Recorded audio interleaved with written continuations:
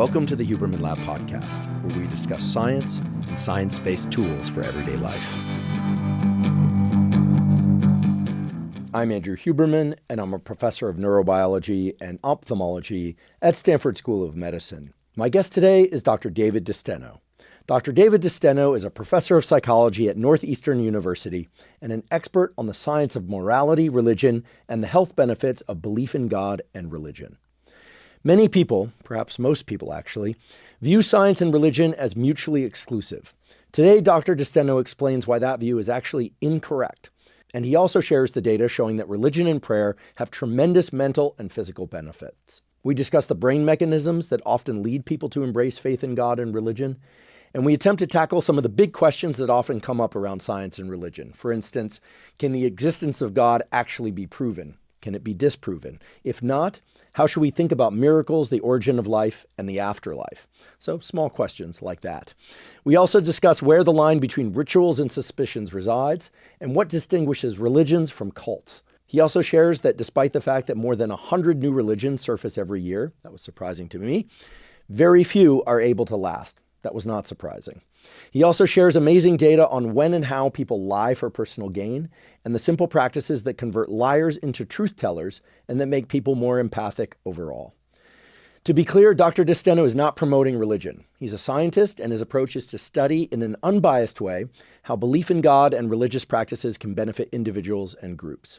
Thanks to him, it's a remarkable conversation that I also believe is important, especially in this time of rapidly evolving AI technology and social media.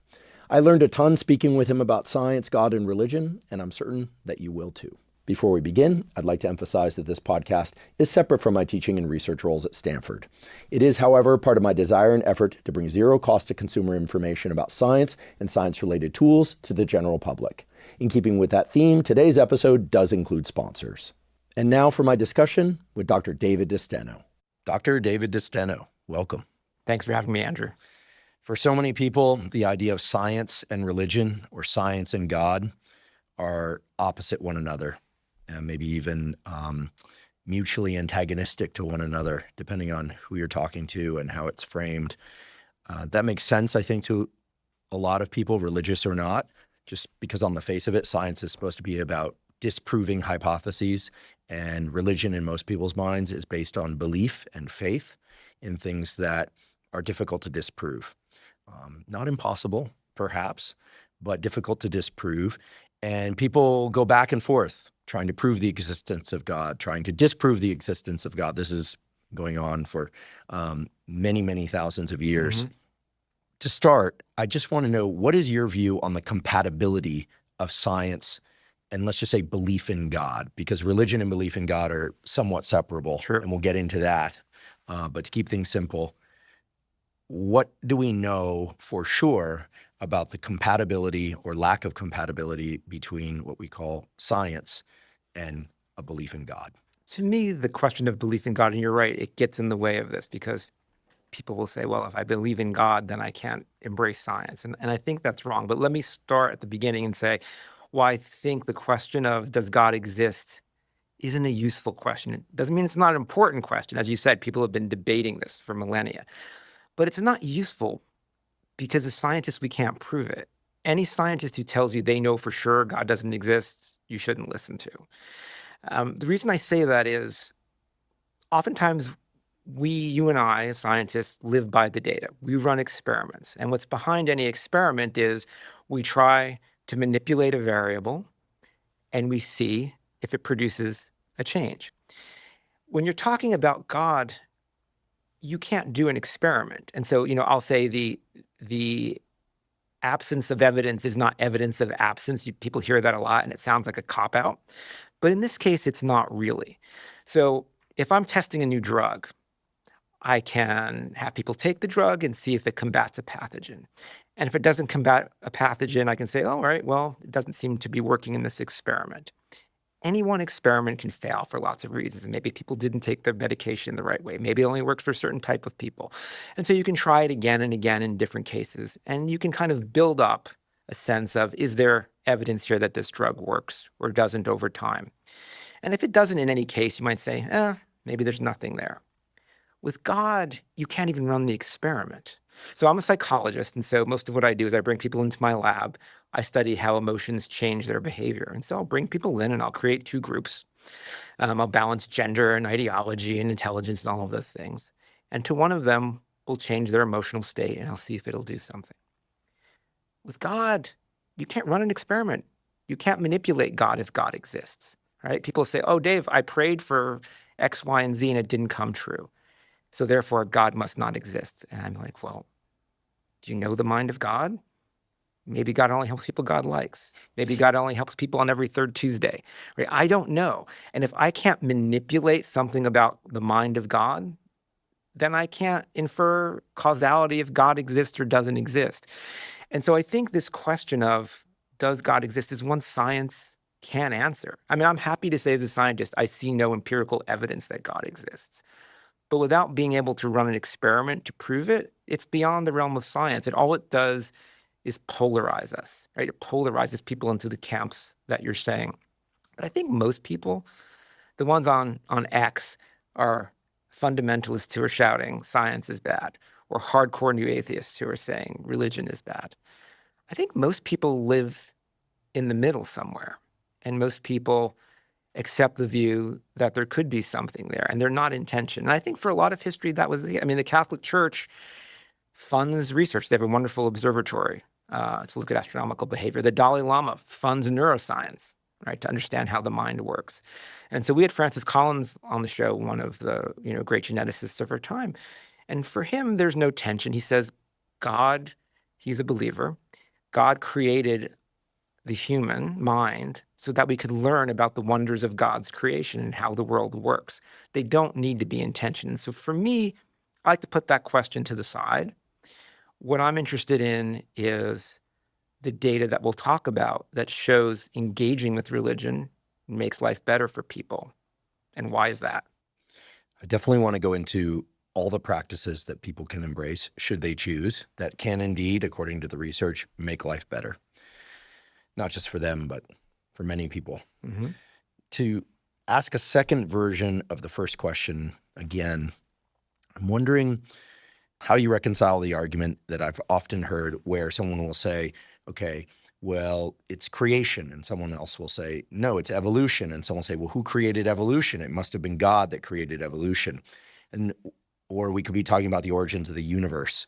My dad's a theoretical physicist, and we've talked about this before. And they say, well, okay, so you have the Big Bang theory, and then, but we had to start from someplace, and then, okay, well, then you had, this soup of things that, when combined, started to create some sort of order that built on a structure which built. Okay, well, then what started that? And basically, it seems to me whoever is willing to stay in the argument longest and peel back the layers further and further, they don't win, but they're sort of last person standing in the argument.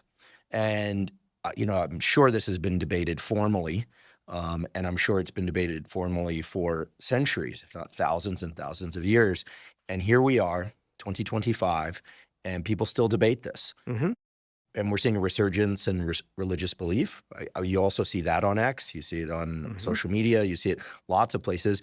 And I think there's also great interest in science and belief in science. So the question I have is, if it's merely a matter of who's willing to peel back the layers furthest, I don't think we're ever going to get to an answer. Yeah. But is there some sort of rational argument or irrational argument that one can either choose to adopt or not choose to adopt, that it at least can give an individual a sense that they've arrived at an answer for them, right? Because it seems to me that it's either you take the stance that, well, if it can't be disproven, then there's a possibility. And if there's a possibility, there's a possibility. Or you take the stance, unless you can prove it to me, forget it. I'm not going to believe that. And it just becomes an endless cycle of humans arguing with humans, which is maybe what God wants. Well, you're hitting on the point there. This is why I say it's not a useful scientific question, because when you can raise a finding, say evolution, which we know is true, and then say, oh, well, maybe that's the way God works. If you keep creating a carve out to explain something, it becomes very difficult to make a strong case, right? I mean, scientists live by falsifiability. Can we falsify something? But if you say, oh yeah, okay, that falsified, but there's a reason why that falsified, because God did it a different way. It becomes just, as you say, an endless debate. So when I was an undergraduate in college, I was always interested in the questions of, what does it mean to be a good person? How do you flourish? How do you find happiness? And I was trying to decide between being a history of religions major and a psychologist. I ultimately decided to be a psychologist because I could get data and not just argue about the things that you're saying.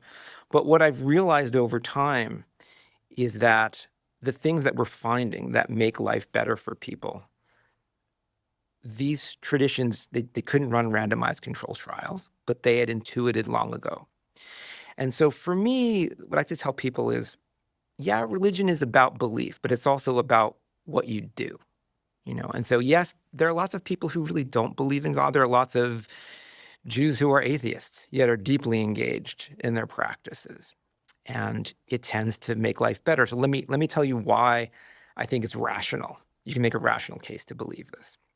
So the thing you're hinting at comes from something called Pascal's wager, Pascal being one of the greatest mathematicians and philosophers. And he argued that if God exists, and you choose to believe in God, you can have everlasting life, right? Pascal was Christian, so this was the Christian God that we were talking about. And he said, by nature of being born, you're forced into this bet. You have to play the game.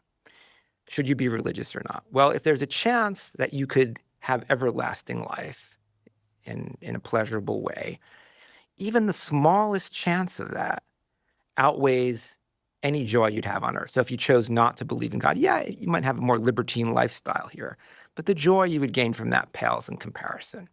And so it makes sense from a decision theory, right? The expected value of happiness is larger if happiness is infinite. And so Pascal said, you should believe in God. But people say, well, what if I believe the probability that there's everlasting life is zero? Or what if I choose the wrong religion? There are lots of religions out there, or the wrong God. And what Pascal realized at the time was that you could solve this problem if religion also brought benefits in the here and now too. And what we're seeing is it does exactly that. So let me give you an example. Epidemiological data show that people who engage with religion, not just say I believe in God, but actually engage with faith, over a 15 to 20 year period, it cuts all-cause mortality by 30%. Cuts death due to cancer and cardiovascular disease by 25%, reduces anxiety and depression, increases people's sense of meaning and feeling that their life is flourishing. This is what brought me to my kind of mission today of trying to find and curate conversations between science and religion. You can't argue with those data. Now, for a long time, people would say those studies were done cross-sectionally, right? And so you would say, you look at people who are going to services and people who are not, and you'd find people are healthier when they go to services. So you could say, oh, religion makes people healthier. But there was an important alternative, right? Maybe the people who were really sick or really depressed can't get out of bed to go to services, right? So that was always an issue. Now, there's wonderful work by an epidemiologist, Tyler Vanderweel from Harvard School of Public Health. He follows thousands and thousands of people longitudinally, because you can't run a randomized control trial. I can't say, Andrew, tomorrow, if you believe in God, I want you to stop. Or, Dave, tomorrow you don't believe in God, start going to church. Ethically, you can't do that. But what you can do is follow people through time as they become more religious or stop becoming religious, leave the faith, etc. And that's what he finds. And it's not just community. Another kind of criticism has always been, well, Dave, these health benefits, it's just community. If they joined a bowling club, right, to use Robert Putnam's analogy of bowling alone, they would get the same health benefits. What you see in the data is that the effect size, which is basically the degree, how much bang for the buck you get. Yeah, being in community, joining clubs, having tighter social networks makes you healthier and happier. But the effect size is larger for religious community, right? They're doing something in those communities. And I think it's the practices they do that matter. And even among young adults, where we're seeing increasing levels of anxiety and depression, even private practices, things like prayer and meditation, are showing up as ways to buffer those and protect against them. Do you observe those effects across religions? Are they the same for Christianity, Judaism, for Muslims?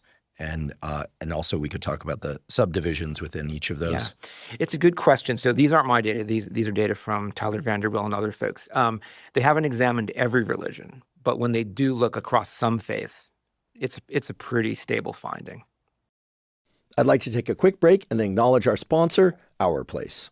Our Place makes my favorite pots, pans, and other cookware.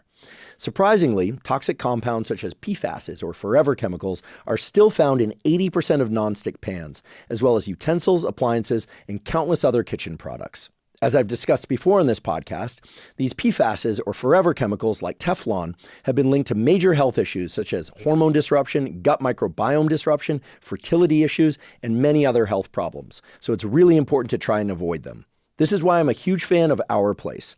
Our Place products are made with the highest quality materials and are all completely PFAS and toxin-free. I especially love their Titanium Always Pan Pro. It's the first nonstick pan made with zero chemicals and zero coating. Instead, it uses pure titanium.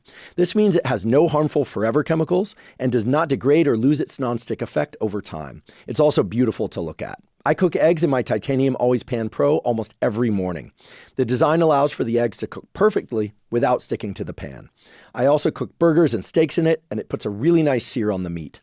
But again, nothing sticks to it, so it's really easy to clean, and it's even dishwasher safe. I love it, and I basically use it constantly. Our Place now has a full line of Titanium Pro cookware that uses its first-of-its-kind titanium nonstick technology. So if you're looking for non-toxic, long-lasting pots and pans, go to FromOurPlace.com/Huberman and use the code Huberman at checkout. With a 100-day risk-free trial, free shipping, and free returns, you can experience this terrific cookware with zero risk. Today's episode is also brought to us by LMNT. LMNT is an electrolyte drink that has everything you need and nothing you don't.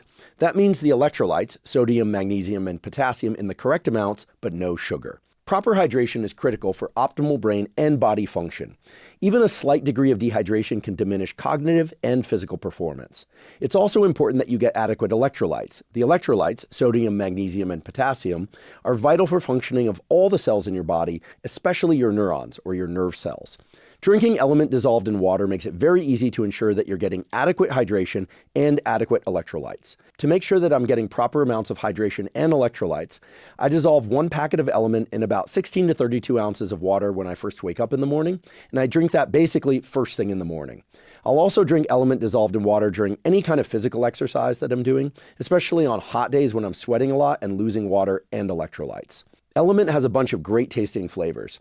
I love the raspberry, I love the citrus flavor. Right now, LMNT has a limited edition lemonade flavor that is absolutely delicious. I hate to say that I love one more than all the others, but this lemonade flavor is right up there with my favorite other one, which is raspberry or watermelon. Again, I can't pick just one flavor. I love them all. If you'd like to try LMNT, you can go to drinklmnt.com/Huberman, spelled drinklmnt.com/Huberman, to claim a free LMNT sample pack with a purchase of any LMNT drink mix. Again, that's drinklmnt.com/Huberman to claim a free sample pack. I was planning to ask you this later, but I'm going to ask you now. It seems appropriate to ask you now what your thoughts are on this Russell's Teapot business, which was taught to me by my postdoc advisor, who was a staunch atheist. Okay. And I'll never forget this conversation. He said, he said he was an atheist. I had questions about that.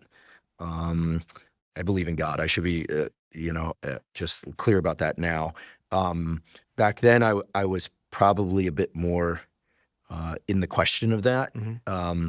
But deep down, I would have written in my journal, I believe in God. I have since I was a kid, and I do now. He said, well, there's this, he described it as a celestial teapot. And he gave me this example, the celestial teapot, which was for him a rational argument as to why he was an atheist. I looked it up. It's not called the celestial teapot. It's called Russell's Teapot. So he got it wrong. Russell was right.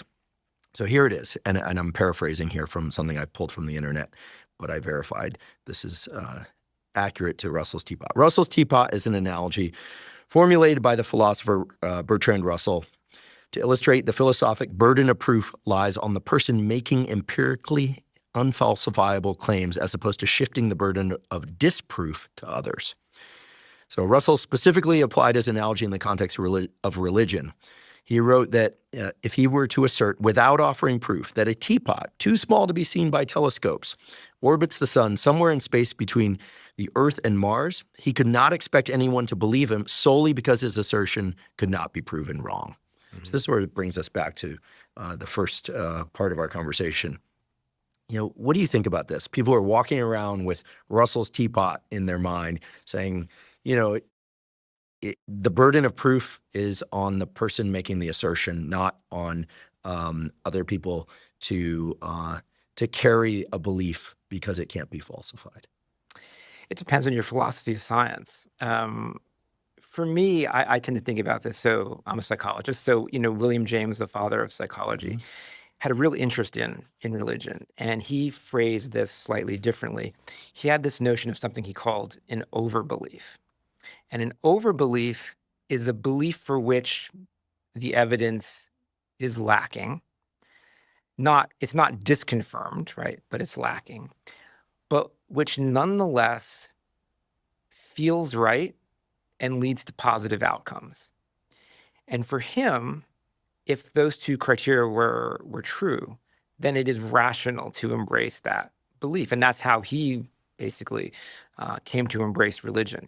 And so I think, again, where we are is either of those philosophies can be valid.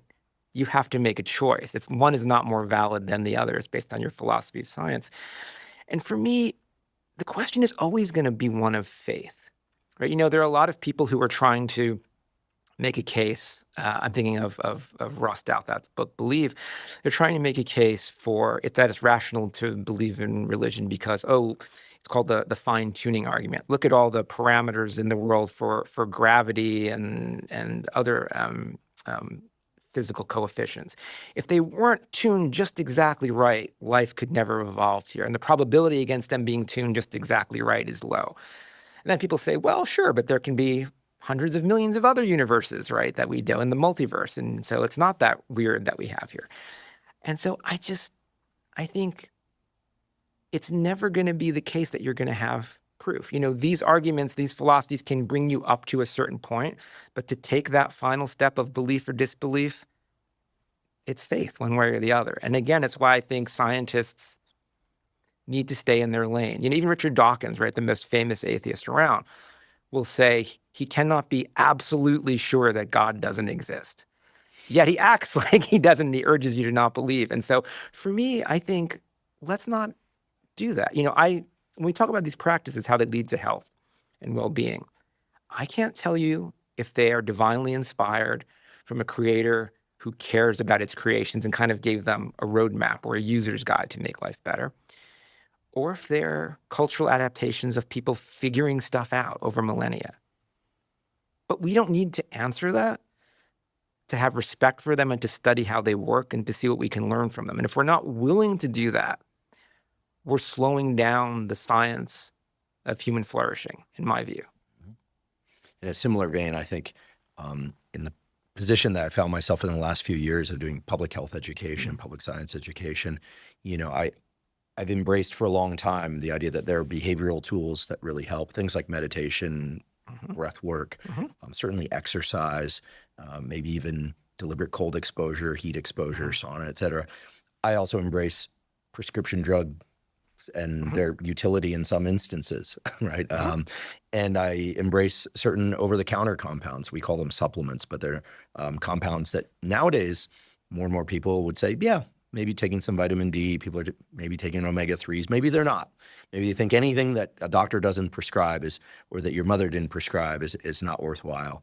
But I take the view that all of these are useful for promoting health. I sort of take the same view when it comes to the notion that religious belief or strong belief in God, praying, et cetera, could be useful. To me, these aren't mutually exclusive. And I think for some reason, and it may be generational, I do think that there's a certain generation above mine that for them, if a pill was not prescribed by a doctor, it must be snake oil. And that's crazy if you think about the fact that, in the 1970s and 80s, there was this big movement to try and get meditation into universities, and those people were kind of shunned. Psychedelics, they were the work of the devil. People were fired. Yeah. Now I can tell you that tens, if not hundreds of millions of taxpayer dollars are being used to study psychedelics in laboratories at major universities like yours and mine and a bunch of others in the US and around the world.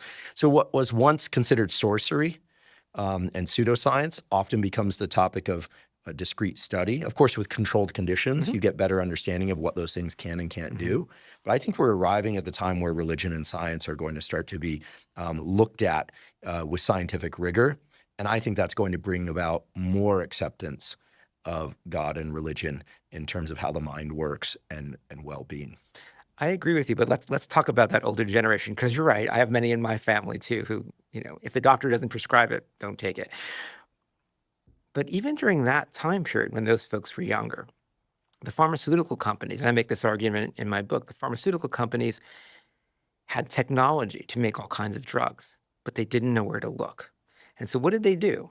They sent people to traditional cultures around the world to find substances that say the traditional cultures say can help people. They called it bioprospecting at the time. And, sure, a lot of those didn't do anything, but some did. And from those, we've found wonderful chemotherapy drugs that reduce pain, et cetera. And we wouldn't have done that if we didn't let go of our arrogance that some of this traditional wisdom might not be valid. And so what I argue for is a terrible word, but instead of bioprospecting, I call it religio-prospecting, right? We should go back to these traditions, find these practices, do exactly what you're saying, study them in terms of the scientific method, which I fully support and believe in as a scientist, and see what they do. And what we're finding, they can do a lot. Tell us about some of those findings, because they're really striking in terms of what specific practices and belief systems can do in terms of improving our physical and mental health. And I'm curious, as we have that conversation, if you could emphasize where sometimes it's a positive effect, a new positive thing created, as opposed to where you personally might view the data as more pointing to when one does those practices, it doesn't allow the brain to go into its default pathway of worry, et cetera. Right? Because I think most people can accept that stress is bad for the brain and body. Excessive stress is bad for the brain and body. And so anytime we replace a thought or a behavior with something, you potentially are removing the possibility that default state was stress, right? Sure. So I'm asking you to do this now because I think that positive effects in science sometimes seem obvious, like, maybe pray for a certain number of minutes or meditate, you get an effect. But there's also a question of what the opportunity cost was. What weren't you doing in that 5 minutes that might have been detrimental? And there's a reason I'm setting it up this way that we'll get to a little bit later. Okay, let me give you two examples, and I'll start with one that actually really started me down this road. I had a student named Paul Condon, who's now a professor in Oregon, and he was very interested in meditation. And even if you read the New York Times or the Atlantic, it'll tell you, meditation will lower your blood pressure. It'll increase your standardized test scores. It'll increase your executive control. It does all those things, and that's great. But if you talk to the monks, they'll say that's not why it was created, right? It's probably apocryphal, but the saying goes that the Buddha said, I teach one thing and one thing only, which is the end of suffering. And meditation was a tool that the Buddha believed would help people do this. And so when we looked around, I'm a social psychologist, so I study behavior. There was no evidence of this. And so we decided we're going to put this to the test. And so we recruited people who had never meditated before. And they were either put on a wait list or they came for 8 weeks to a sacred space on campus where they were led in meditation at the feet of a Buddhist Lama. And she created, practices for them in MP3 so they can go home and practice. After 8 weeks, we invited each of them individually back to the lab. And we told them we're going to measure your memory, we're going to measure your executive control, basically your ability to override your own impulses. That wasn't the experiment. The experiment actually happened in the waiting room to the lab. So when you come into the lab, there's a room with 3 chairs. And people were sitting in two of them, and these were actors that we hired. People coming into the study thought they were just other people waiting in the room. And so there was one chair left, and so the person would take the last chair. About 2 or 3 minutes later, a person would come down the hallway, also an actor who worked for us, who was on crutches and wearing one of those, boots you put on your foot when it's broken. It wasn't really broken, looking like she was in a good amount of pain. She came into the room, all the 3 chairs were taken. At that point, she would kind of lean back against the wall, let out a little whimper of pain. And what we wanted to look at is, would somebody help her? Now, the 2 actors in the chairs, we told, do what you do when you're on the subway, right? You don't want to give up your seat. Don't look at the person, thumb your phone, ignore them, right? So we're creating a situation where people aren't helping. And our question was, would the person who was in the study in the 3rd chair actually help this person? In the control condition, people who weren't meditating, about 15% of them got up and said, oh, do you want my chair? Can I help you? Can I hold something for you? In the meditation condition, it was close to 50% of people who did this, right? We tripled the rate at which somebody felt compassion for somebody else in pain and was willing to help them. That's a pretty big effect in terms of behavioral science. So that was a small study, so we've replicated it. We've also done it in a situation where someone is provoking you. So in this situation, people who had been meditating or not came to the lab, and there's a paradigm that's designed to evoke anger. And the way it works is you create you spend 5 minutes to write a story about your life's goals. You have to then present this to the other subject, who they didn't know was an actor for us. He listens to this and he says, really? That's your plan? That doesn't make any sense, right? And this was a paradigm developed by an anger researcher named Tom Denson. And we know it creates, the HPA axis anger response, and so it's really well validated.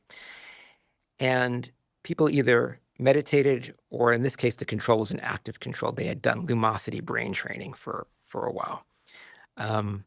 And what we found is that they were then given the chance to cause punishment to this person. I won't go into it all, but they thought there was a way for them to cause this person pain. The people who didn't meditate were willing to cause this guy a good amount of pain. Now, it didn't actually happen, of course, but they thought it would.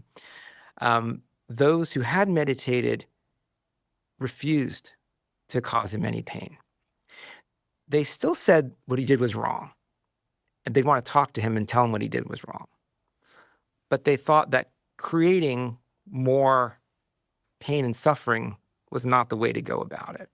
And so for us, right here was evidence that these practices make you kinder, make you more compassionate. The other way, what does it save you from in terms of stress? This isn't my work, but there's a lot of work on prayer. And so when people pray, especially if you're reciting formal prayers, not so much if you're just having a conversation with God, but if you're saying the rosary or you're reciting, Hindu sutras or any formulaic prayer, what it typically does is it reduces your respiration rate. Not only does it reduce your respiration rate, but it also tends to increase the duration of the exhalations. And this is for meditation as well. What does that do? I mean, you talk about breathwork a lot on your show, right? What it does is it increases vagal tone, reduces heart rate. It puts the body in a state where it is not expecting threat or challenge in the environment, where it wants to engage and be more open to socialization. It reduces cortisol responses. And so what it's basically doing there is, yes, you're saying the words, but it's reducing the stress in your body. And even if you're praying about things that are bothering you, things that you're sad or anxious about, by saying those prayers over and over again, stuff travels up the vagus, right? And so by increasing exhalations, by slowing the respiration rate, it's telling your mind you're safe, things are okay. And then thereby it's reducing the stress. And so when you look at that data from Tyler Van Der Waals that I mentioned on young adults who pray, why does it reduce stress? It's basically a way of increasing vagal tone in that moment. Mm-hmm. And it helps you sit with the ideas of the things that are bothering you while physiologically your body's telling you you're safe. Thank you for reminding everyone that signals travel up the vagus, in addition to the vagus nerve controlling slowing of the heart rate when you exhale, because I think we hear a lot about the vagus pathway, and most people get it wrong. You got it exactly right. There's a lot of information flowing out from the body, and that actually helps answer the question that was in the back of my mind heading into this conversation, which was, well, I'll tell by way of anecdote how I arrived there. My high school girlfriend was Greek Orthodox. A lot of Greeks in her family. And it wasn't like that movie, My Big Fat Greek Wedding, but it wasn't dissimilar either to go over there, you know, and Greek Easter, and like people were breaking plates and all the festivities. But one thing I learned spending time with people in the Greek Orthodox community is there's a lot of prayer in their family. There were also a lot of use of worry beads. You know, these like beads that people would use, so not unlike spinners, right? But often while reciting prayer, this was more in the older generation in her family and friends, and there was also a lot of superstition that comes up in that movie. But there was a lot of superstition. So I asked her, I was like, why all the superstition? Why the worry beads? And she said, oh, because that replaces what the mind would be doing if you weren't manipulating these beads and carrying out, you know, kind of superstitious activities. Like the superstitious activities, as long as they don't take over your life, replace things that are much worse, darker thoughts, more terrifying ideas about terrifying things that you don't want to happen. So it's about replacing all of that with repeating themes, literally loops of thought that, of course, they could break out of and interact. I'm not suggesting all Greeks are like this, by the way. I love Greek culture. I love the food. I think they're wonderful people. But it's very interesting that, at least within that culture, they've adopted quote unquote superstitions are somewhat accepted. Again, they're somewhat generational. Worry beads and prayer and ritual, you know, and all these things sort of blend together seamlessly. Like you wouldn't say, oh, you know, they're over there using worry beads, then they're doing superstitious activities or reciting things in a superstitious way. But, you know, it's all kind of blended into the culture in a way that they seem like very happy people, I must say. Very joyful a lot of the time. Yeah. I mean, the way I like to think about these rituals, as you're mentioning, is they're really sophisticated mind-body practices. Like, you know, we're a culture that wants the life hack. Give me the life hack so that I can study more. Give me the life hack so that I can save money or lose weight. Rituals are like sophisticated packages of life hacks, where a life hack is like playing a single note on a piano.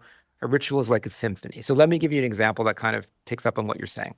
So one of the things that cuts across everybody's lives, unfortunately, is that we will grieve at some point. We will lose somebody and we will have the pain.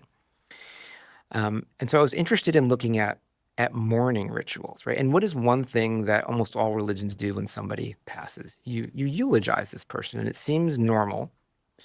But when you think about it, it's kind of strange, because if I just lost a job that I loved, or if my wife just decided she was going to leave me, I wouldn't want to think about daily how wonderful this person was or this job was, because it would increase the pain.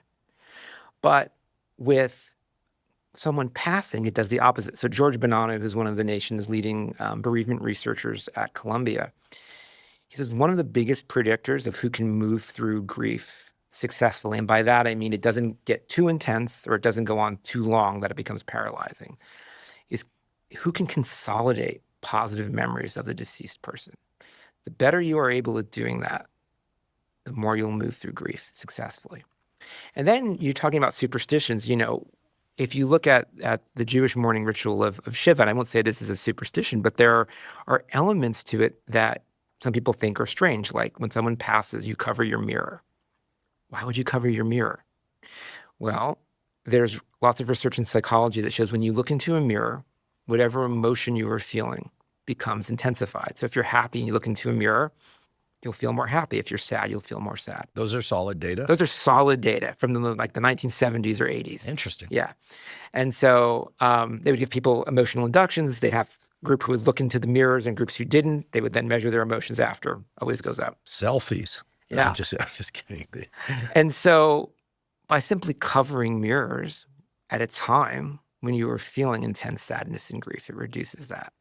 They also, during Shiva, you're supposed to reduce self-focus. So you're not supposed to shave. You're not supposed to wear your best clothes. There's work coming out showing that reductions in self-focus and focusing on you and your needs actually reduces grief.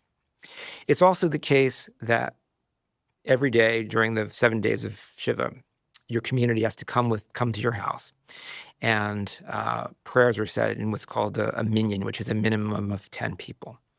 So people will come and they will say prayers together. And while they're saying prayers, they're kind of, swaying in unison, saying the same words in unison. That's something in psychology we call motor synchrony, right? What is motor synchrony? It's simply moving your body in synchrony with someone else. So in my lab, we've shown that if we bring people in and we have them engage in motor synchrony. So, let's say you and I, Andrew, don't know each other. We sit down, you put on earphones, I put on earphones or headphones, and in front of us is a little sensor. It's really not a sensor, but it looks like a little pad. And we play you tones, and you're supposed to tap that sensor every time you hear the tone. And in some conditions, we have these people who have never met hear the simultaneous tones, so they're tapping in unison. In other cases, they're completely random, and so they're not synchronized at all. Through a whole set of shenanigans that I won't go into, what then happens is one of the persons is put in a situation where they need help to complete a task, or they're going to be stuck there for a long time and not get credit for this study. If we had tapped in unison, people report feeling more connection to this person. They report feeling more compassion for their plight. And by 30% more, they're willing to go help that person spend their time taking on some of that person's burden. Now, if you ask them, why do they do this? They'll say, I feel like I must know this person. Like maybe he was in my class last semester, or maybe it was a party I was at. But that action of synchrony, right, is a cue to the mind that these two are joined. We kind of see this if you see flocks of birds or you see schools of fish, you kind of see a greater whole, even out of individuals, because they're moving together. And so it's an ancient marker to the mind that we are joined.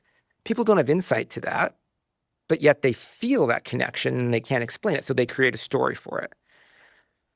What happens at Shiva when you say these prayers? You're surrounded by at least 10 people who are doing them in synchrony with you. What is that going to do? It's going to increase the empathy and the compassion you feel. It also happens just in religious community in general. Like I talked earlier about why are the effects for religious community better? What are you normally doing? You're singing together, you're praying together, you're sitting and kneeling together. That's a subtle signal to the mind that you are more connected, and it will increase your empathy for each other. Having been a summer camp counselor in college, it was incredible to see the transition between the first day kind of shyness and awkwardness of the kids, and then you get them singing together or hanging out around a campfire one night. By the next day, it's almost like they'd known each other for a year. There were other factors at play there, but it's remarkable. And I believe that nervous systems link up relatively easily if they're given the right. Yeah, they're going to train with each other. The right opportunity. It's just inherent to our species, and schools of fish have lateral lines. They measure each other's electrical signals without trying. I think humans. I think we overemphasize the extent to which this happens through speech. I think it happens a lot more through bodily things. And we had an expert in the evolution of human speech on here a few years ago, Eric Jarvis, who's not Columbia, the Rockefeller. I almost insulted him in New York. He would never say that. And Eric is a very accomplished dancer in addition to the incredible science he does. And he told me that people now believe, based on genetics, anatomy, and more, that song evolved prior to spoken language, which makes sense. And so song and dance were the more evolutionarily ancient forms of language. And speech came out of that. So it makes sense that we would bond that way. You mentioned people sitting Shiva in Judaism. What other sorts of activities in other religions that you see around grieving seem to serve this kind of purpose? I've been to an Irish wake. That was definitely a different experience. People laughing and telling jokes and stories. There was some crying too. certainly grieving was happening, but in a very different way. I believe you grew up Catholic, is that right? I did, yeah. Okay. So what about some of the other forms of grieving in other religions? Yeah, so, it's funny. Friends of mine who are Jewish will always say, yeah, we do death well. And I think it's true. As I look at it, the practice of Shiva to me has all the right pieces. And for me, so like eulogizing happens in all faiths. And what I like to say is there are convergences in these, right? If you're a cultural anthropologist, you're seeing convergent evolution in terms of the cultural things that we can do to put our bodies in the right way. Or if you're a person of faith, you can say, well, God cares about God's creations, and so we're all embodied in the same way, and so the same practices are going to matter. But some groups may have figured things out more than another. I mean, eulogizing is the big one. At some Irish wakes, they do cover mirrors. They have a completely different theological story for why they do it. Yeah, what do they say? I think it's something about keeping evil spirits away. I don't know. Mm-hmm. But in Hindu ceremonies, they do it as well, in certain Hindu ceremonies. And so I think it is always about coming together. In Chinese grieving rituals, there is this focus on ancestor worship. And so when someone dies, yes, they go to a different domain like heaven. But there what they do is they keep the relationship going. So there's something called, they call it, I don't know what the word in Chinese is, but it's called ghost money. And so what you can do if you want to honor an ancestor and be in connection with them is you can go to the store, and it's this paper money that looks like real money, but it's not real money. It's paper currency, and you burn that. And as the smoke rises, it goes to them where they are, and they can use it to buy stuff. You can buy cell phones that are kind of origami shaped as paper, burn that, and it goes to them. And that might sound strange, but what it really does, it's a way of keeping that relationship there, of not totally losing that person, of having that positive memory, and still feeling like you have them in your life. Because one of the biggest difficulties of humans, we're social creatures. When we experience loneliness, when we lose someone, it is painful psychologically. It's also bad for us physiologically if it goes on. Well, anything that we can do to feel like that relationship is still maintained as opposed to just lost helps us avoid the stress and loneliness that comes with it. And so that's another kind of grieving ritual I've seen. I'd like to take a quick break and acknowledge our sponsor, AG1. AG1 is a vitamin mineral probiotic drink that also includes prebiotics and adaptogens. As many of you know, I've been taking AG1 for more than 13 years now. I discovered it way back in 2012, long before I ever had a podcast, and I've been drinking it every day since. For the past 13 years, AG1 has been the same original flavor. They've updated the formulation, but the flavor has always remained the same. And now, for the first time, AG1 is available in 3 new flavors: berry, citrus, and tropical. All the flavors include the highest quality ingredients in exactly the right doses to together provide support for your gut microbiome, support for your immune health, and support for better energy and more. So now you can find the flavor of AG1 that you like the most. Well, I've always loved the AG1 original flavor, especially when I mix it with water and a little bit of lemon or lime juice. That's how I've been doing it for basically 13 years. Now I really enjoy the new berry flavor in particular. It tastes great, and I don't have to add any lemon or lime juice. I just mix it up with water. If you'd like to try AG1 and these new flavors, you can go to drinkag1.com/Huberman to claim a special offer. Right now, AG1 is giving away an AG1 welcome kit that includes 5 free travel packs and a free bottle of vitamin D3K2. Again, go to drinkag1.com/Huberman to claim the special welcome kit of 5 free travel packs and a free bottle of vitamin D3K2. Today's episode is also brought to us by 8 Sleep. 8 Sleep makes smart mattress covers with cooling, heating, and sleep tracking capacity. One of the best ways to ensure a great night's sleep is to make sure that the temperature of your sleeping environment is correct. And that's because in order to fall and stay deeply asleep, your body temperature actually has to drop by about 1 to 3 degrees. And in order to wake up feeling refreshed and energized, your body temperature actually has to increase by about 1 to 3 degrees. 8 Sleep automatically regulates the temperature of your bed throughout the night according to your unique needs. 8 Sleep has just launched their latest model, the Pod 5, and the Pod 5 has several new important features. One of these new features is called Autopilot. Autopilot is an AI engine that learns your sleep patterns to adjust the temperature of your sleeping environment across different sleep stages. It also elevates your head if you're snoring, and it makes other shifts to optimize your sleep. The base on the Pod 5 also has an integrated speaker that syncs to the 8 Sleep app and can play audio to support relaxation and recovery. The audio catalog includes several NSDR, non-sleep deep rest scripts, that I worked on with 8 Sleep to record. If you're not familiar, NSDR involves listening to an audio script that walks you through a deep body relaxation combined with some very simple breathing exercises. It's an extremely powerful tool that anyone can benefit from the first time and every time. If you'd like to try 8 Sleep, go to 8sleep.com/Huberman to get up to $350 off the new Pod 5. 8 Sleep ships to many countries worldwide, including Mexico and the UAE. Again, that's 8sleep.com/Huberman to save up to $350. We're talking about God and religion. How separable are those in terms of the benefits of belief?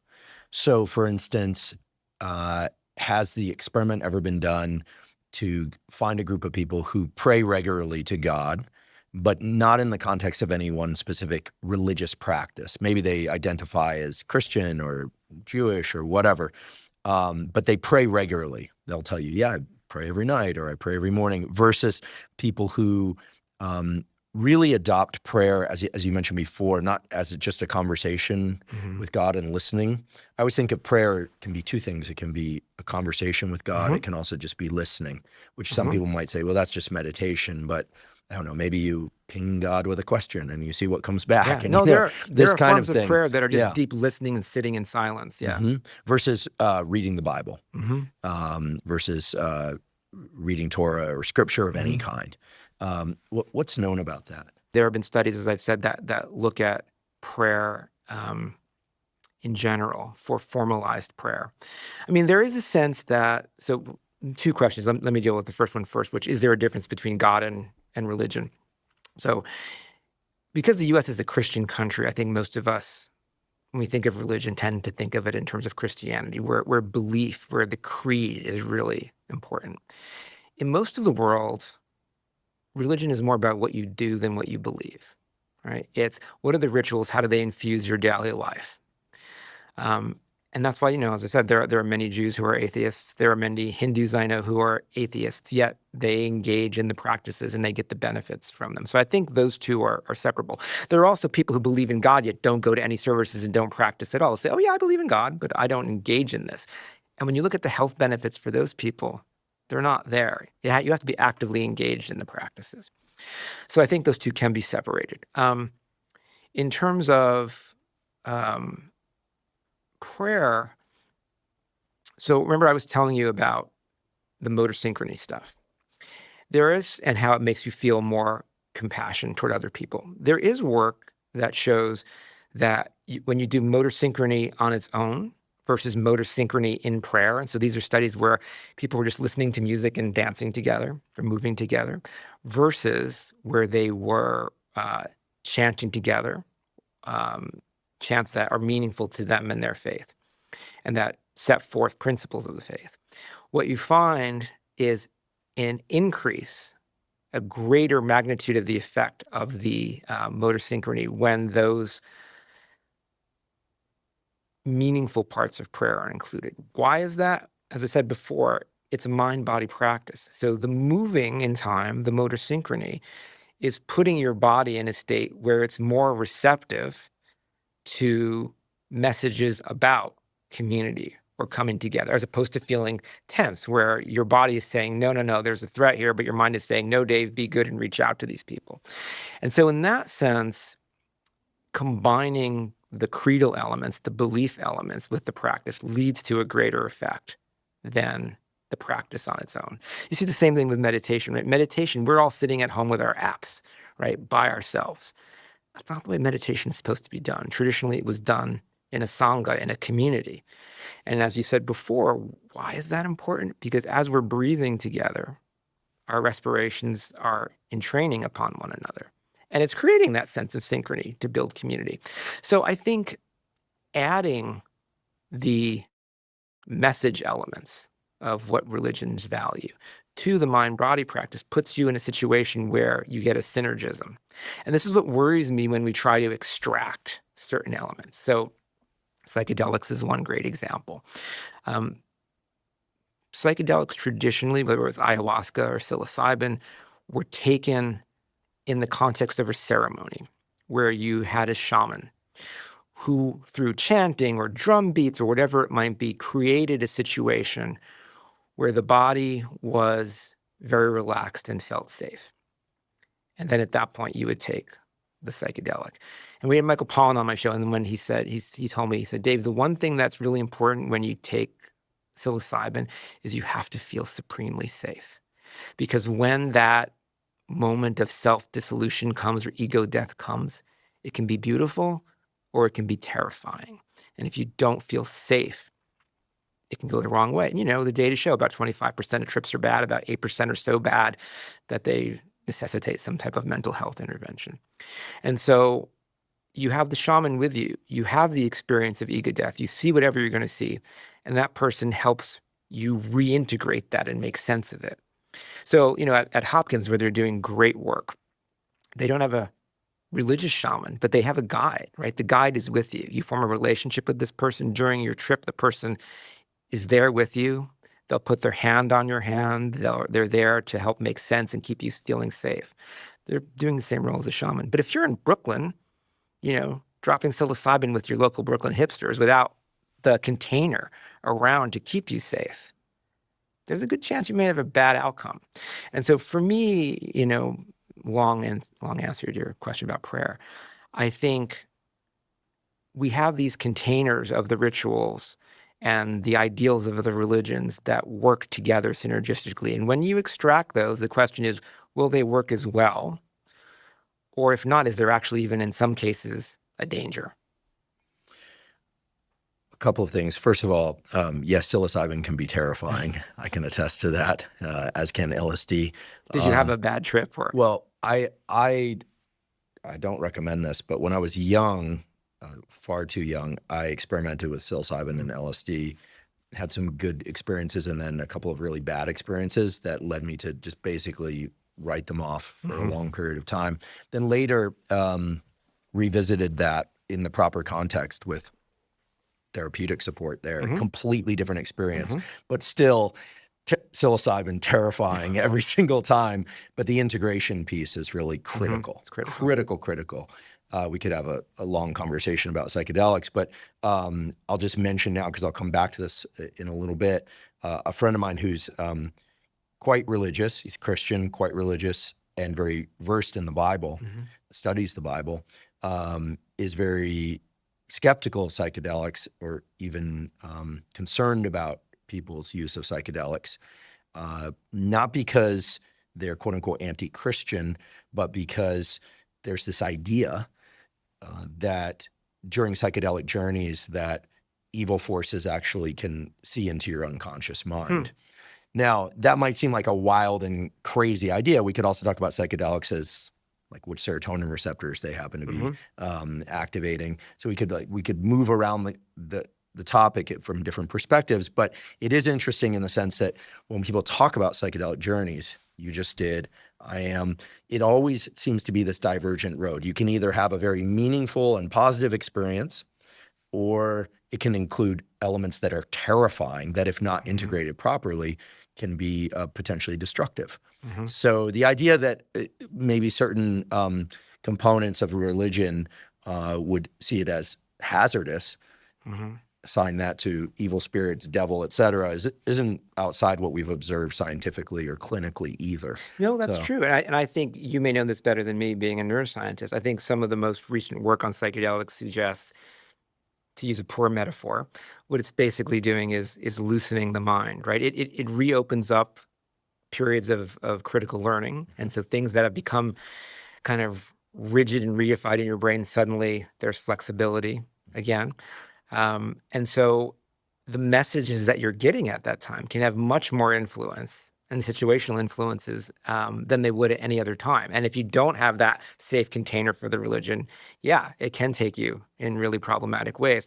But what I find interesting about it, is people often talk about that moment of when it's good, of ego death as kind of being this transcendent experience where you feel this sense of connection to everything and great love.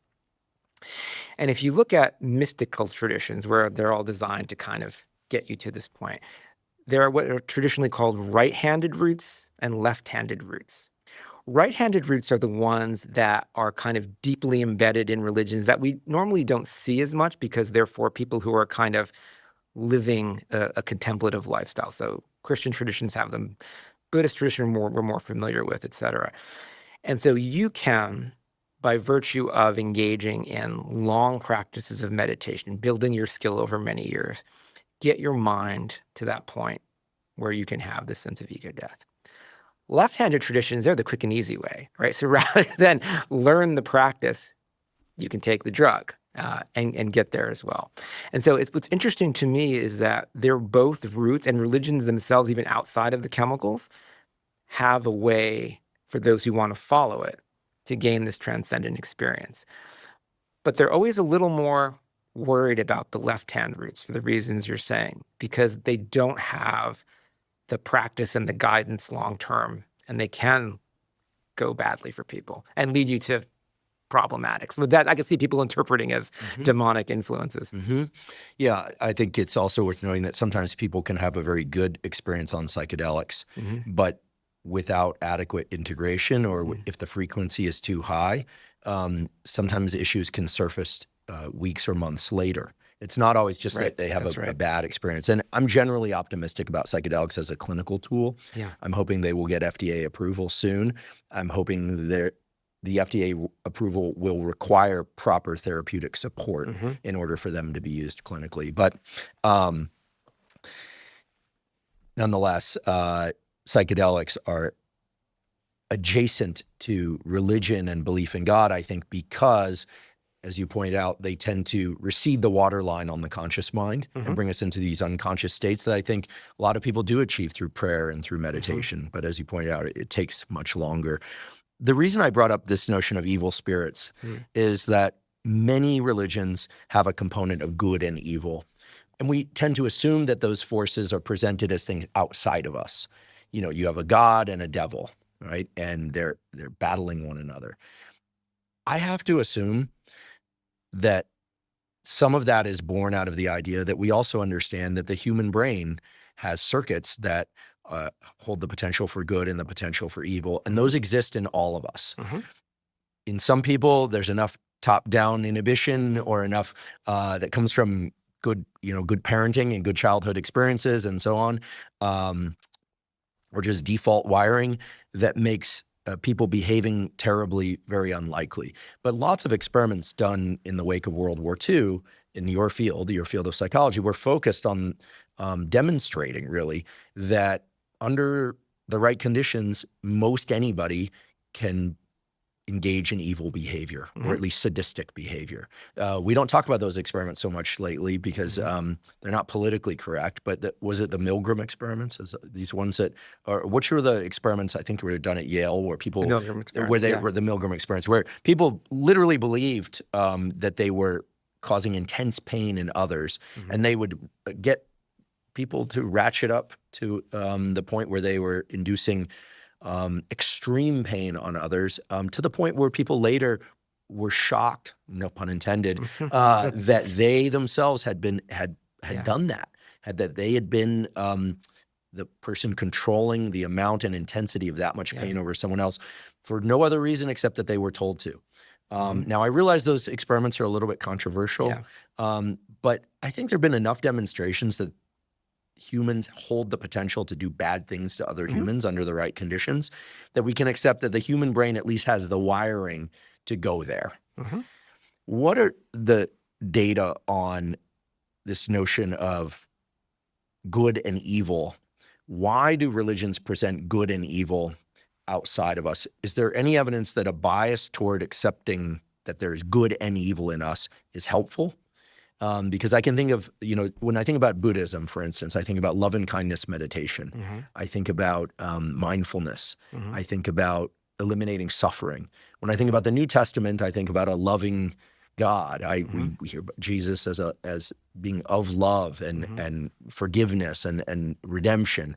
And then, of course, we have the Old Testament, which is a lot less forgiving. A lot less forgiving. So what are your reflections on good and evil in religion Yeah. and how they can serve us in terms of our beliefs? Or, I don't know the data, for people that want to reject that, is there an advantage to rejecting that? There's a lot there. So first, the question of why do I think religions think about it as outside of us? So one of the things I teach is moral psychology. Why do people do good or bad? And what the data has shown us over the past few decades is that people's moral behavior is a lot more variable than anyone would ever predict. And because of that, because like most people like to think of ourselves as good people, when we do something wrong that's objectifiably wrong, we feel like something came over us, right? And so it's easy to say there's an evil force outside that was guiding me.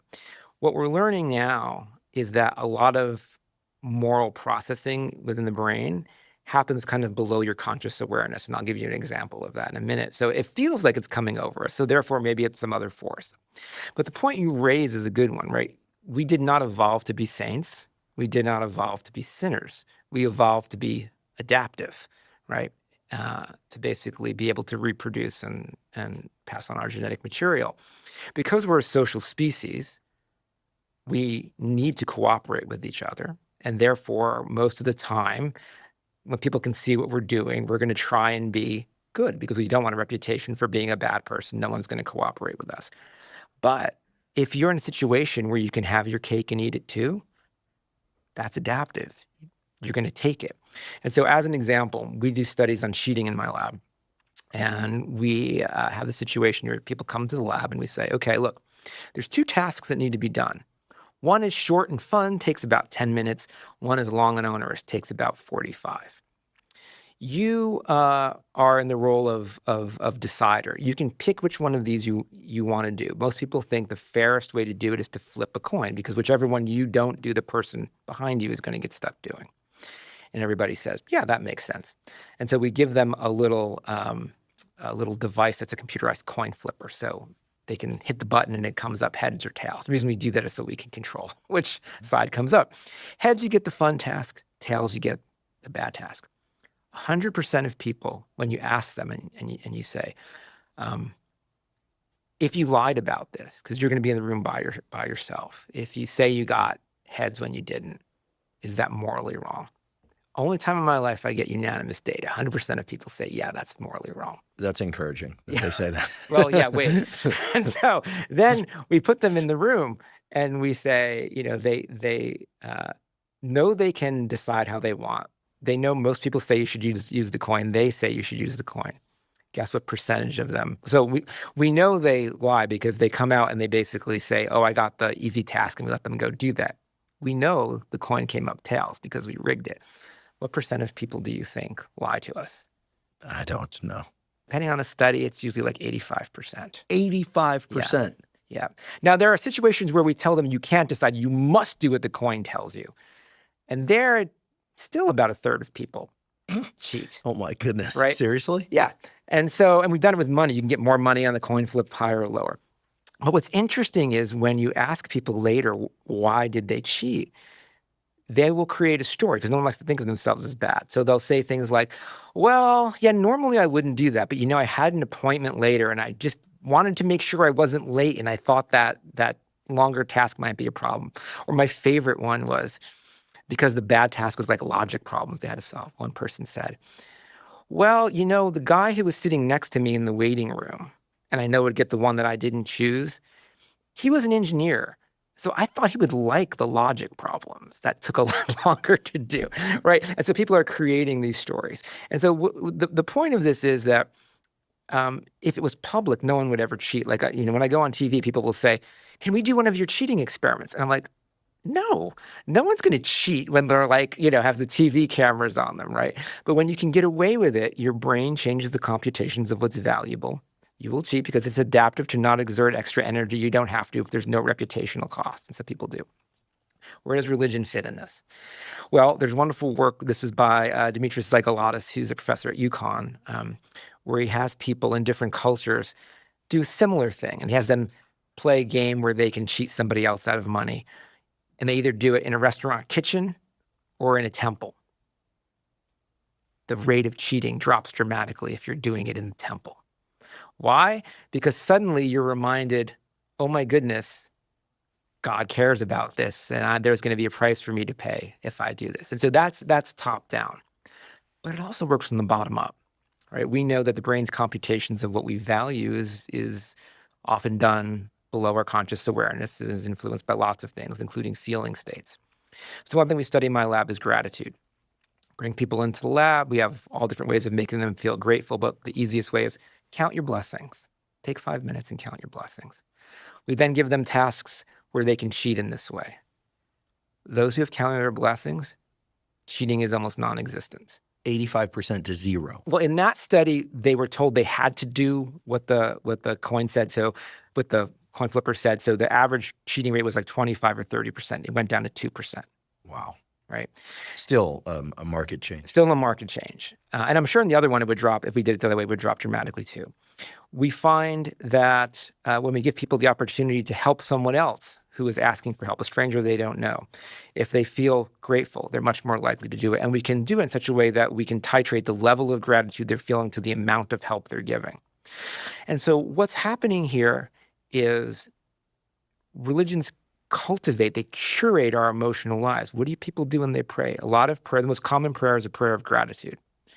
If you are experiencing gratitude more frequently in your day, it puts you in a position where you are being nudged from the bottom up to be more willing to be honest, patient, generous, and helpful to other people. And so what's going on?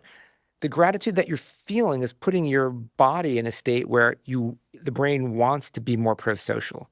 At the same time you're praying, you're getting the message, hey, you should be more pro-social. And so again, it's a synergistic effect to push us in that way.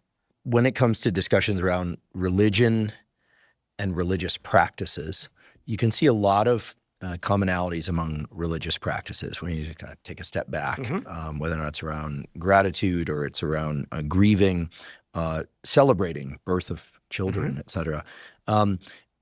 There's a lot of discussion nowadays how, at least in the United States, but I think elsewhere in the world as well, people are more isolated. Yeah. People are feeling probably more pulled into their phones, really. There's an interesting picture published recently, or a series of pictures, I forget exactly where, but we'll provide a link to it, where someone took real pictures of humans in a natural environment, in cities, et cetera, but deleted the phones anytime they were holding their phones, and everyone's just staring at their palms at the beach with their kids. Their kids, like kids on the subway. I don't know if there was a subway one, but it's just we're all staring at our palms all the time. It's a very bizarre point in human history. So the question I have is, when people pray, when people have a belief in God, presumably they feel less alone. Yeah. It certainly makes me feel less alone to pray. In fact, at some point, I found anyway, that if you pray regularly, that you never feel lonely. You never feel alone, because you realize that people come, people go. Ideally, you don't lose people close to you quickly or too soon, but everyone dies eventually. But your relationship with God, if you have one, is a permanent thing. It's just and the more you lean into that component and a faith in that, the less lonely you feel ever. Yeah. It's kind of remarkable. And in this age of like AI and digital twins and smartphones, where everyone's got at least one smartphone, I think this is not a trivial aspect to all of it. I mean, the notion of not being alone is so fundamental to feeling safe as a human. Yeah. So I don't know what the research on loneliness and religion says, but oftentimes we hear about these things in the context of community. What about just the mental health benefits of feeling like you're not alone, because you really believe you're not alone? Yeah. I mean, so the data show that people who engage with religion report much less loneliness. And it's probably both, right? It is usually they're engaged in a religious community that causes deeper social bonds.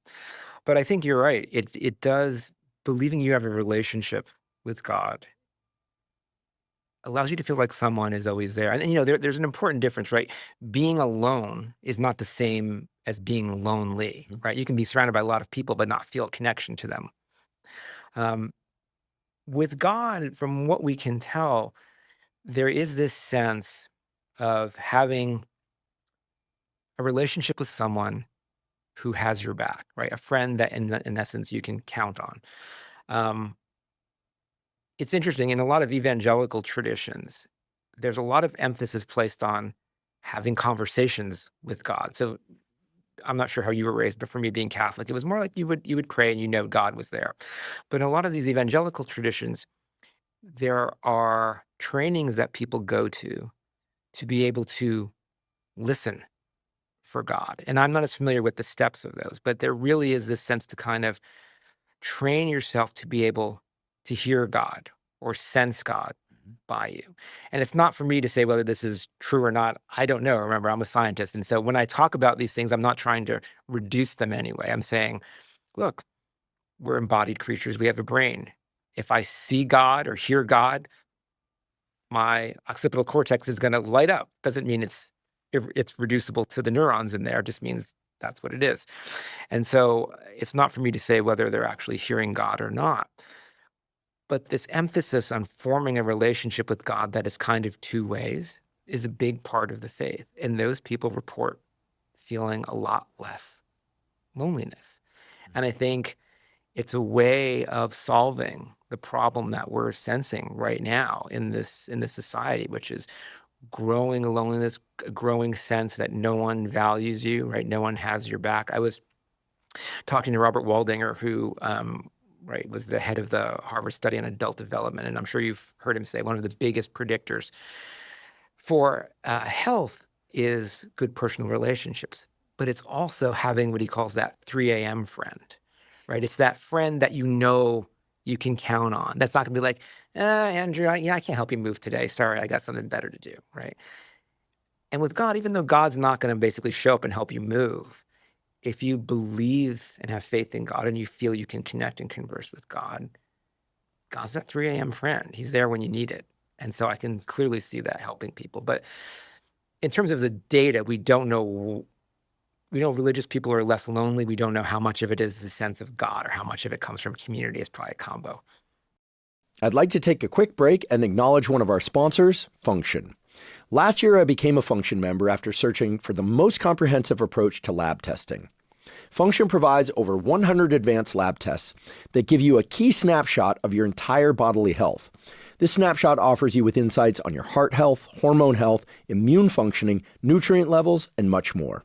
They've also recently added tests for toxins such as BPA exposure from harmful plastics and tests for PFASs or forever chemicals. Function not only provides testing of over 100 biomarkers key to your physical and mental health, but it also analyzes these results and provides insights from top doctors who are expert in the relevant areas. For example, in one of my first tests with Function, I learned that I had elevated levels of mercury in my blood. Function not only helped me detect that, but offered insights into how best to reduce my mercury levels, which included limiting my tuna consumption. I'd been eating a lot of tuna, while also making an effort to eat more leafy greens and supplementing with NAC and acetylcysteine, both of which can support glutathione production and detoxification.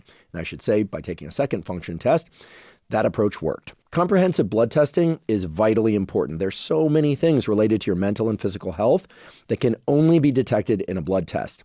The problem is blood testing has always been very expensive and complicated. In contrast, I've been super impressed by Function's simplicity and at the level of cost. It is very affordable. As a consequence, I decided to join their scientific advisory board, and I'm thrilled that they're sponsoring the podcast. If you'd like to try Function, you can go to functionhealth.com/Huberman. Function currently has a wait list of over 250,000 people, but they're offering early access to Huberman podcast listeners. Again, that's functionhealth.com/Huberman to get early access to Function.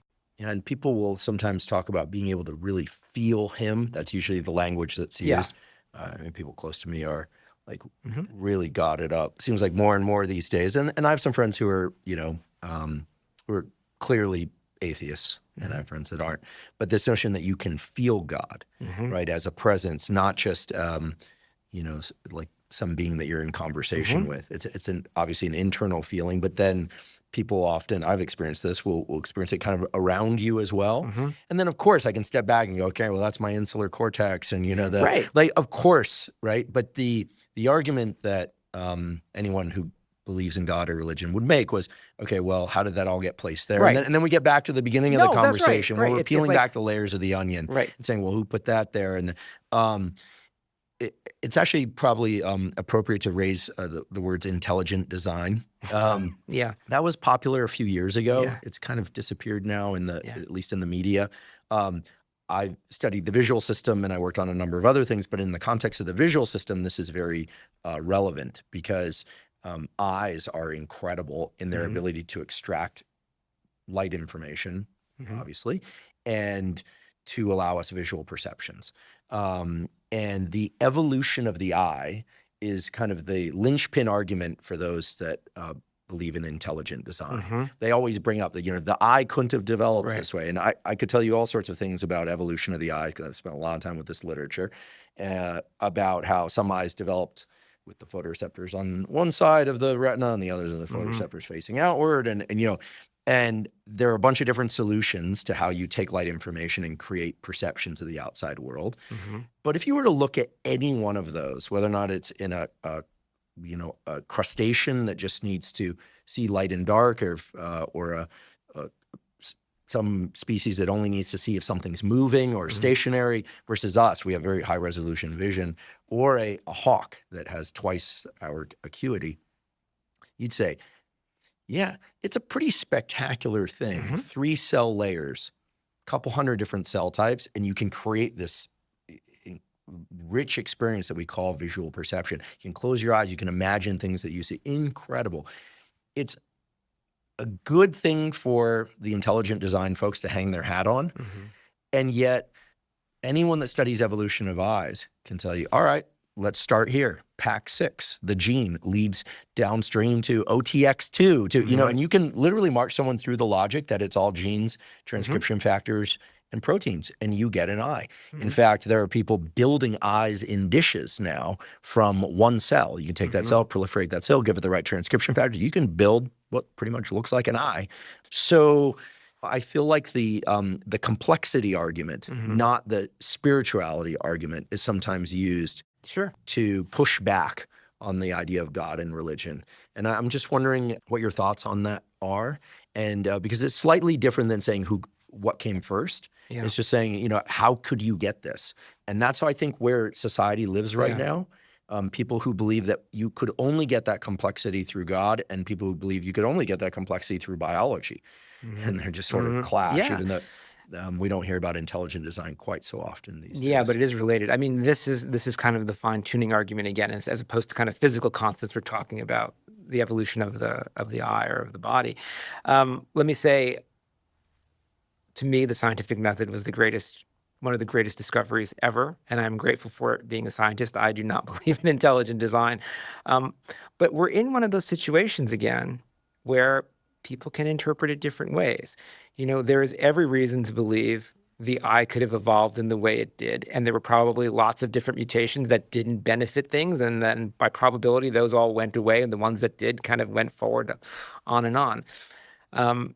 I think for some people, what it really is this sense of awe, right? When you see something that is so spectacularly complex like the eye, you're kind of awed by it. How did it evolve in just this way? And so that emotion itself, the experience of awe itself, actually makes people more open to supernatural experiences. So this is wonderful work done by a student of mine, now a professor at St. Olaf, Carlo Valdesolo. And what he showed is that when you allow people to feel awe by showing them natural beauty, like pictures of the Grand Canyon or wonderful sunsets, or however you're going to induce it architecturally, people suddenly give more probability to the idea that there is something beyond them, right?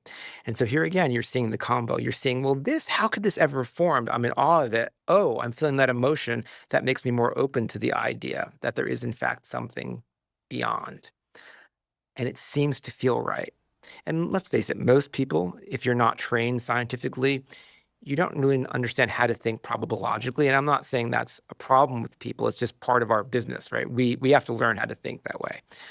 And so it just seems like so completely impossible that this 1 out of a trillion thing could happen. But if you think about how many other steps were taken, how many other different ways the lines could have gone in the genetics, they probably did, and they probably didn't work. And so they're left behind. It's kind of like the argument, I never wore a seatbelt and I'm alive. Well, you are, but a lot of the other people who didn't aren't, right? And so you can't prove it that way. So for me, I think, again, it brings me back to this issue of why I just don't think it's a relevant scientific question, because you can't prove it one way or the other. And so it's always going to come down to faith. And so even people who make intelligent design arguments, ultimately, I find them not persuasive because, as you said, we can work our way to it. And then how do you prove there's 2 routes to get there? How do you prove which one it was? It's an article of faith. Yeah, well, I personally believe in evolutionary theory. Yeah, me too. And I also believe in God. And I don't think they're mutually exclusive. Well, this is the other problem, right? People say, well, I know what God is and what God did. If there is a God and the way God created the universe and did things, none of us have any conception of that. And it's probably beyond our brain's ability to understand what that is. And so for me, like you, I don't see any tension. The tension comes when you become very tied to actual texts, right? And positions of people interpreting what they think God did or what they think God said. And that's where you run into problems. Yeah, I feel like the word that keeps sneaking up in my mind is overwhelm. I mean, we could think of awe as a positive experience. It usually is. But in some sense, you have to wonder whether or not some of where one inserts belief in God versus belief in a scientific process, again, not mutually exclusive, but has to do with where they sort of draw the line of overwhelm, or where the line of overwhelm arises for them. Because when I look at the Grand Canyon, I don't know much about geology. I have some sense of how it got there, but it is kind of overwhelming, right? I can't just zero in on one, kind of layer of sedimentation and know the story of that, which makes perfect sense why there are, millions of layers on top of it. And then of course you would get that, that wall within the Grand Canyon. Whereas I can look at an eye, whether or not it's in a cuttlefish, which have very interesting eyes, by the way, W-shaped pupils, or a old world primate eye like ours. And I can say, yeah, I if you had a couple hours and you were having trouble falling asleep, I could tell you the story of how the photoreceptors wired up with the bipolar cells, with the ganglion cells, and how it tells your brain everything from time of day to the color and contour of images in the room. Like, we understand that. So there's no overwhelm for me. Yeah. Whereas if I try and think about, or brain development, I mean, I teach fetal development. I mean, it's amazing. 2 cells, sperm and egg, and you get, if all things go well, you get a baby, you get a human. And it's kind of like an overwhelming experience, but we understand a lot of how that happens. It still is miraculous. It does seem like a miracle. So we assign these words like awe or miracle to things that I think they sort of are at the line of overwhelm for what our brain can comprehend. And for different people, it's different. Now, as I say that, it almost sounds like I'm drawing a distinction between those that can have knowledge and can handle and a concept and those that don't. And I'm not, because if you were to, for instance, present me with, a natural scene, like I love Yosemite. I'll go there soon to watch the meteor shower. I don't know how all that works. I've got colleagues and friends who know pieces of it, and it's much better for me to just experience that and think about how people thousands of years ago saw the exact same thing, and it becomes a spiritual, religious experience for me. I will anticipate, we'll see how much cloud cover there is this year, but I will feel connected to people, to God, et cetera. Yeah. So do you see, like, I feel like there's a line of overwhelm feels big. Yeah. Likewise with grief. Yeah. Birth of a child. Yeah. There's something that like fills us with, I don't know what you call the emotion. Maybe it's but it feels like a welling up of like neural activity, chemical activity, and we can go, this is a spiritual experience. Yeah. But that's also because I can't break it down. That's and true. I don't want to. No, and that's in some ways what awe is. You're hitting on it exactly right. It's a sense of not being able to fully comprehend, feeling small in the presence of it. But I think the point that you're making that I want to make sure isn't lost, is when you can understand it, still doesn't mean it's not miraculous. Right. Or that God, if you're a person of faith, didn't set that process in motion. And this is, again, is what I think is really important. It's like when we learn to explain something, we get an insight into the power of creation. By creation, I mean following evolution, not God created the world in 6 days creation. But as a lot of scientists who are people of faith will say, that to me is awesome. I appreciate the awe of creation, that it happened this way. It doesn't negate my belief in God because I can explain it. God put us here with a brain to learn and to understand how God's creation works.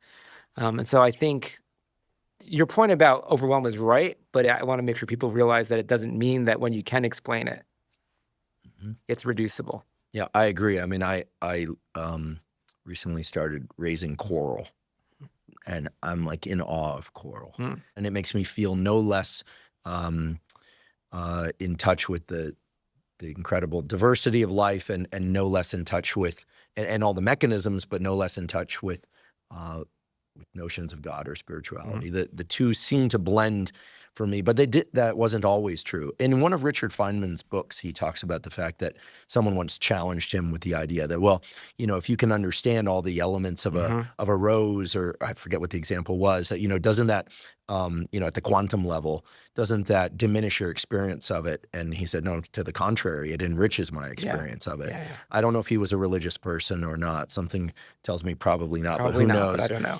And then, and I like the anecdote about Steve Jobs, who unfortunately it's on his deathbed,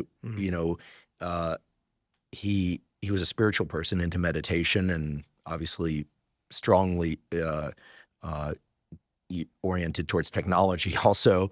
But his final words, I think, were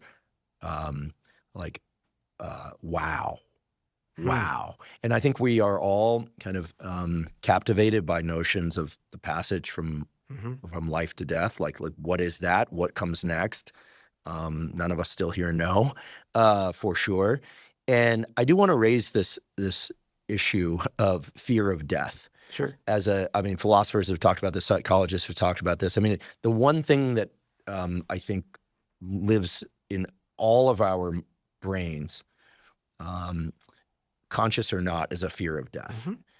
Huge religions are geared around the idea that this life is not the last life. What is known about people's belief in afterlife, in being able to calm them about fear of death? I've heard it argued, and we'll talk more about addiction in a moment, that all addiction is fear of death or gambling or both.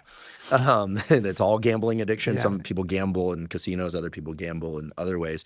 Yeah. But that it's, if you really start peeling back the layers, it's all fear of death, the death anxiety being the one thing that binds all of us. So afterlife, fear of death, heaven, hell. Yeah. Break it down for us. Yeah. So what we know, right, is that if you look at anxiety around death, it's kind of an upside down U, right? So people who really believe in an afterlife, they have the least anxiety about death because they feel like I'm going someplace good.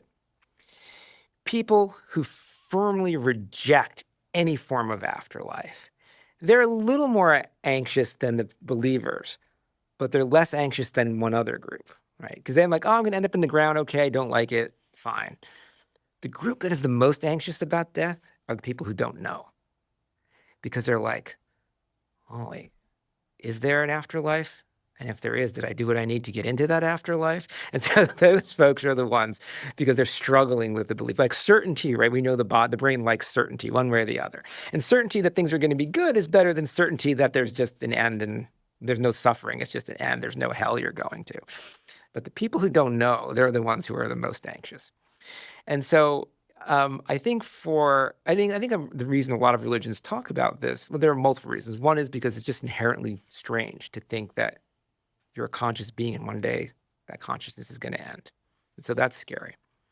But it often gets tied into a way to shape people's behavior, right? Religions use that fear as a way to guide people, right? You better be a good person, or your karma is going to be bad and your next life is going to be in a worse position, or you're going to go to hell and have pain for some period of time or perhaps everlasting. And so it takes on this moral tone, and that fear is very motivating, right? We know from the psychological literature, if you want to get somebody to do something, fear is a great way to motivate them. The problem with that is if you're constantly afraid of it all the time, your body is in a state of anxiety, and that's not healthy for you. And so I think a lot of faiths try to kind of reinterpret fear of death in a different way. Death isn't always bad. So one thing you'll find in a lot of faiths is they ask you to contemplate your death.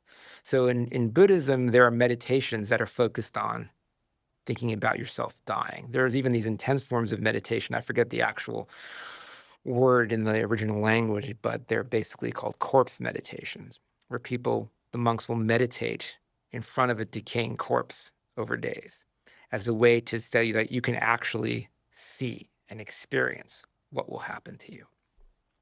In Christianity, right, there's this sense of contemplate your death on Ash Wednesday, which is the start of the season before Easter. In many traditions, the priest will put ashes on your head, or the minister will put ashes on your head and say, from dust you came, to dust you will go. It's a reminder that you're going to die. In Judaism, it's interesting, even on their New Year's, which is Rosh Hashanah, that's a celebratory day, there's this prayer they say in temple called the Unatana Tokef, and part of that is, who's not going to be here next year? Look around. Some will die by flood, some by famine, some by illness, some by fire. And again, it's a reminder that life is ephemeral. And so the trick with this is, if you can think about your death not in a morbid way, not in a way that you dwell on it, it's actually quite useful. So the one thing we know in psychological science is that as people age, their values change, right? When you're young, you want the new iPhone, you want to go on a great vacation, you want to get ahead, all of these kind of bucket list things for that you think will make you happy. As you begin to age and you can see the end on the horizon, people's values change. Suddenly they value time with loved ones, service to others, kind of things that build a legacy, right? Interestingly, if you look at the literature, those are the things that really bring happiness at any age. Those are the things that experiences of people you love, service to others, make you happy. And so as we age, we come to realize that. Work by the psychologist Laura Carstensen at Stanford shows that if you have people contemplate their death when they're young, temporarily it reorients their values toward the things that truly bring hope. Suddenly they'll start caring about that stuff. And so the idea of contemplating death, that is a part of almost every religious tradition, if you do it for a short period of time and not in a morbid way, but daily, actually points you toward the things in life that make you more happy. And so if you then become a person of faith, you also believe that the end is going to be good for you as well. And so you don't have that anxiety. And so I think religion and death is a complicated thing. There is fear of death, but there's also a way to use the idea that life is ephemeral to help us find happiness sooner than we typically do. On a related note, I think one of the most interesting things about the human brain, aside from its ability to change itself, plasticity, is how much control we have over our perception of time. Mm-hmm. And when I say perception of time, I mean our ability to contract or expand our window of perception. So just like we can contract and expand our visual window, we can contract and expand our perception of time. Mm-hmm. So in a conversation like this, it's a fairly compact, I'm thinking about just the now. Mm-hmm. If I were to take a walk this afternoon and I wanted to think about, who walked on this beach before me and before them, and who's going to come after, I can start to see a bigger time bin, as we call it, time window, and then the significance of any one thing that's happening in the current moment becomes much smaller. I think about this a lot. And there's a wonderful book that's not available in audio form called The Secret Pulse of Time that gets into how this expansion and contraction works. Mm-hmm. But I feel like thread through every religion and every religious practice is an attempt to reconcile the need to feel quote unquote present, to live in the now, to do good deeds now, to not do bad deeds, to be grateful, all of that, socially connected, but also to link us to something larger that is basically designed to humble us. That we're not as important as we think. No one problem is as important.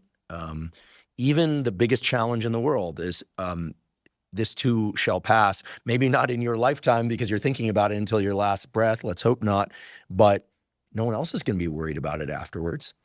So I don't quite know how to formulate this question, but what I'm asking is here, perhaps, again, it's the notion that if one thinks really about the fact that we're going to die, we're all going to die. There are people that are claiming they're not going to die, but they too are going to die.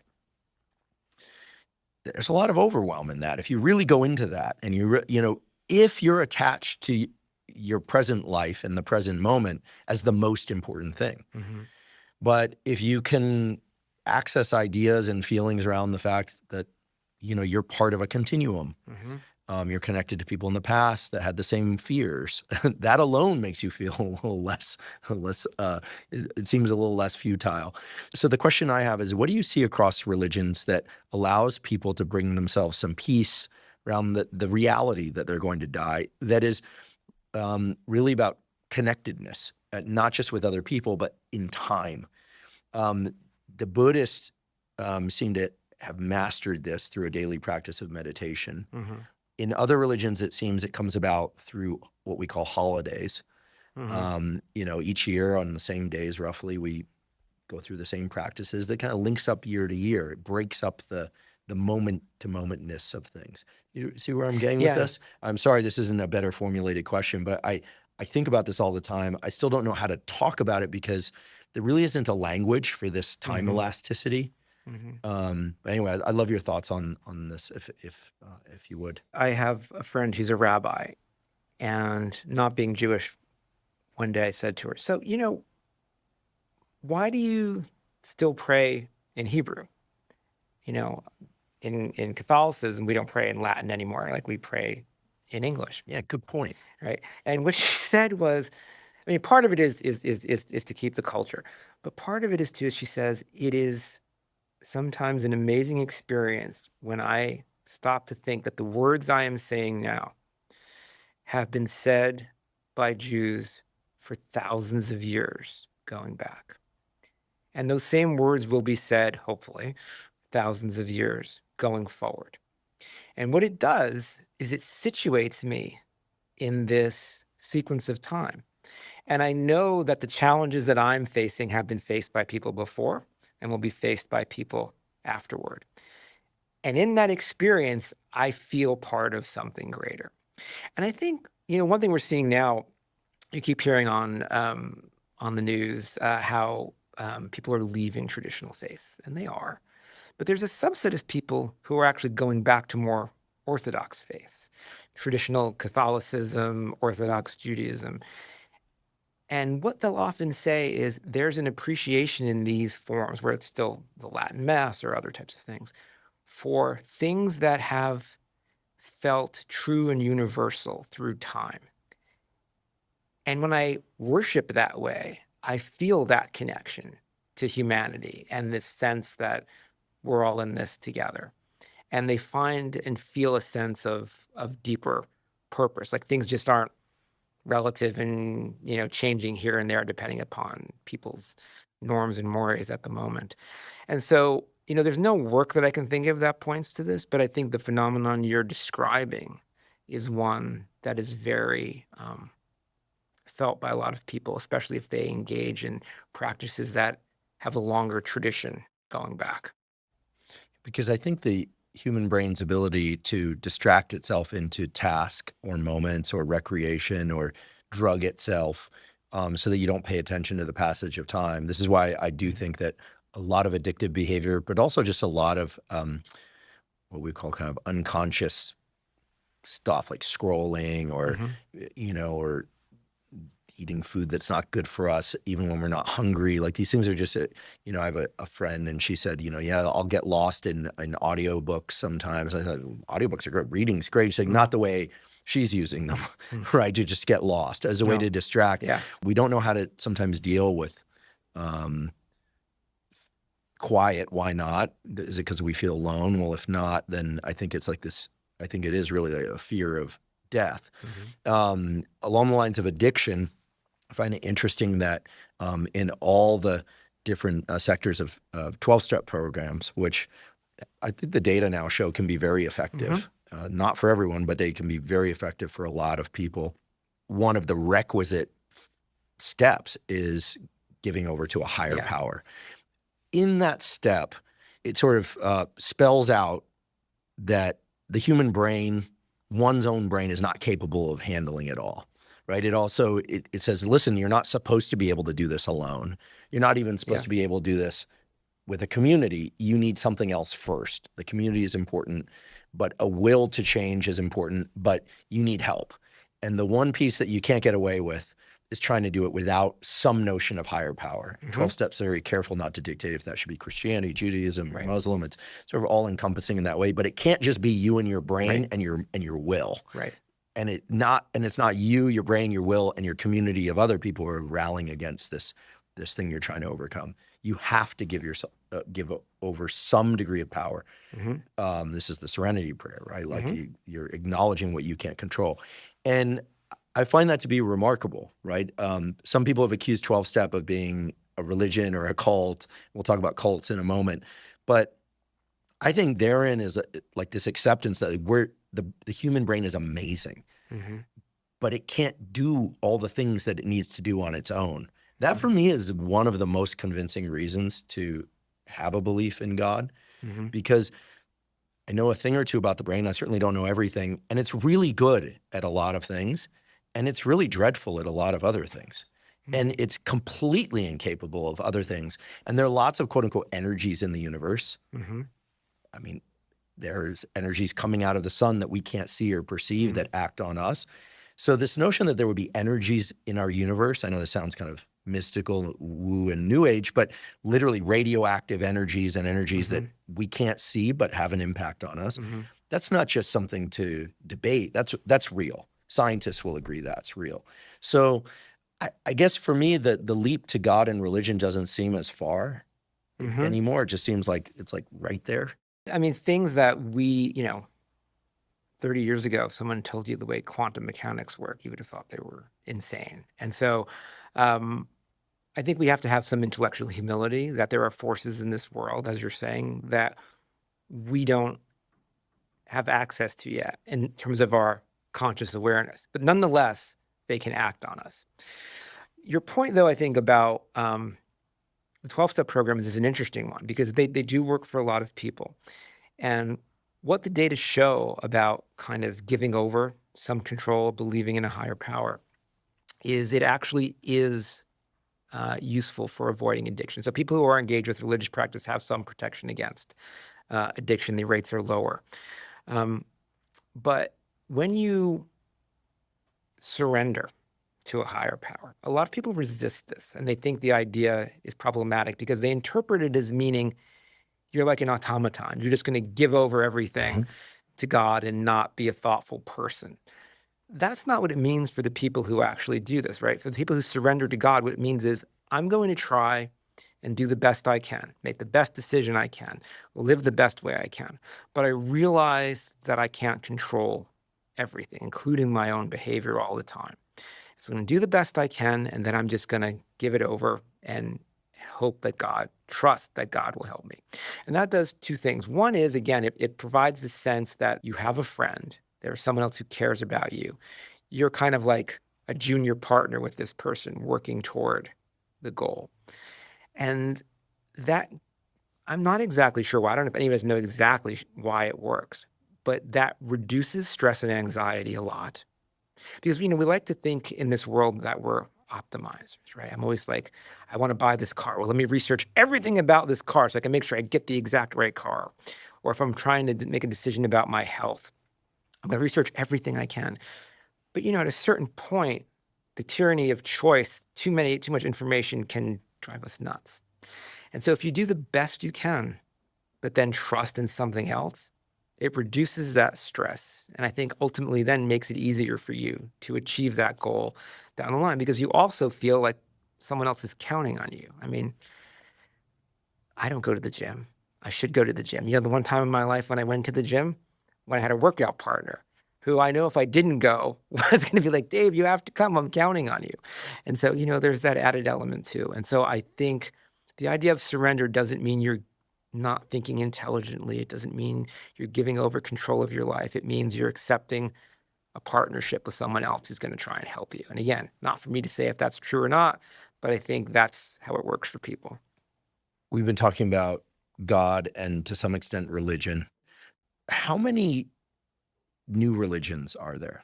I mean, why don't we see new religions? I mean, obviously there are subdivisions. I know, Mormons, LDS as they're called often.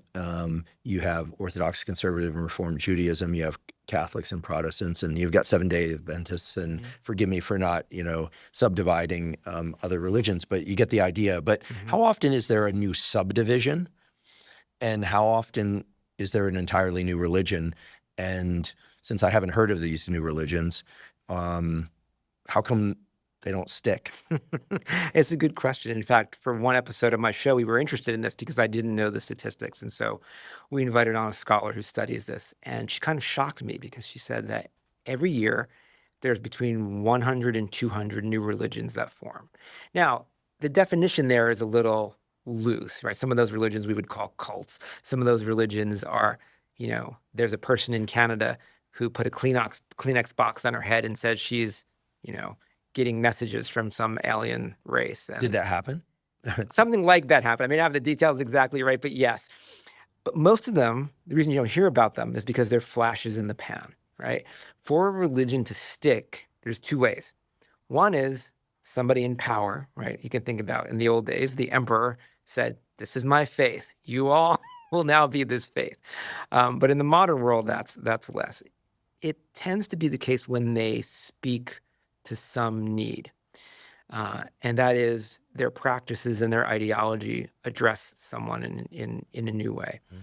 The people who are leaving faith, they're not becoming atheists. They're looking for new ways to be spiritual because let's face it, most religious institutions, they're human-based institutions. They have moral failures, right? And we know that there has been abuse and discrimination and misogyny and all these things attached to faith. And hopefully we can talk about that because I don't want people to think that I'm saying religion is always good, although on average, I think it is.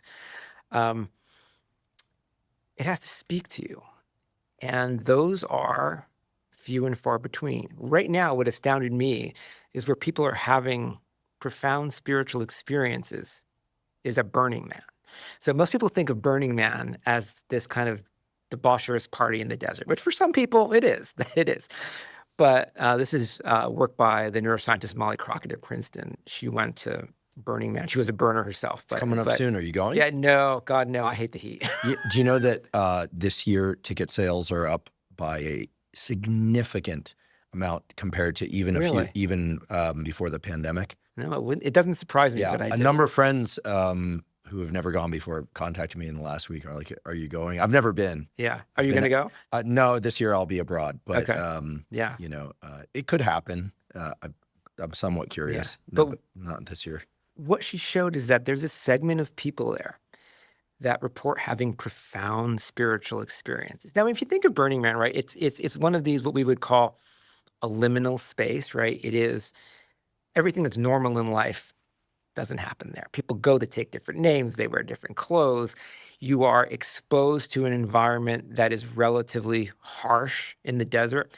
And people who have gone tell me the only way that you can really survive is you have to depend on other people. And they have this thing there called the culture of giving or gifting? I forget the actual name, but there's no money at Burning Man. Everything is basically through the kindness of others in exchange. And so people are in this environment where their normal life, their normal clothes, their normal identity is stripped away. They're experiencing the harshness of the elements of the heat on the playa. and they experience that they can exist there because of the kindness of others. And people who interpret it this way, Molly finds, report not only feeling this profound kind of self-transcendent experience, but when they come back, it stays. And they actually tend to be more pro-social. And so some religions have realized this now. So a friend of mine named Alex Leach, who's an Episcopal minister, runs a camp, because at Burning Man, there are all these camps. And his camp is called Religious AF. I don't know if I can say that word on there. Oh yeah. Far worse has been. Yeah, right. Yeah. Religious as fuck. And so, and what they are there, and is he's there, and he told me the reason he found this is because when he first started going, he said, I never felt God as palpably, the presence of God as palpably as I could feel it there, because there were just people ministering to each other and welcoming each other and being kind to each other in a way without expectation. And so he runs this camp, and there are a lot of people who used to be Christian who are experiencing this and coming to the camp and refinding their faith, because in that moment, they're having those transcendent experiences that you normally don't get when you're just sitting in church sometimes.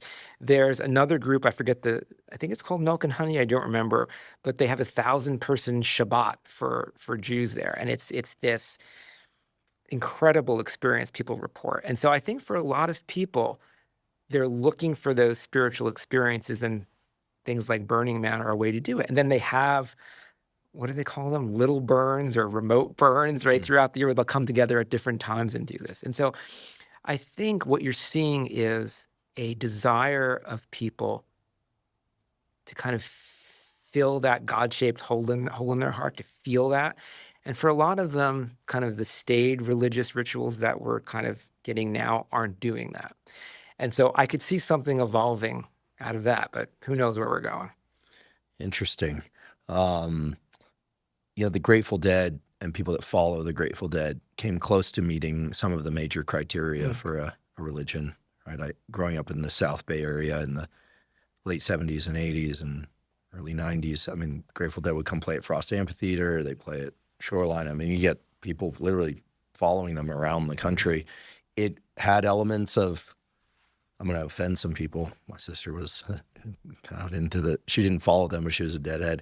It had elements of cultism, or in the sense that people were quote unquote giving up their lives and going. But then people who did that would say, no, that actually was not giving up life. That was accessing life, for them. Yeah. And then of course I have some friends who are colleagues at Stanford who were serious quote unquote deadheads, but that was only during the summers, so they were like part-timers. Kind of like Burning Man. Yeah. Few bands, however, at least in the United States, and they were international, right, had that kind of following. Yeah.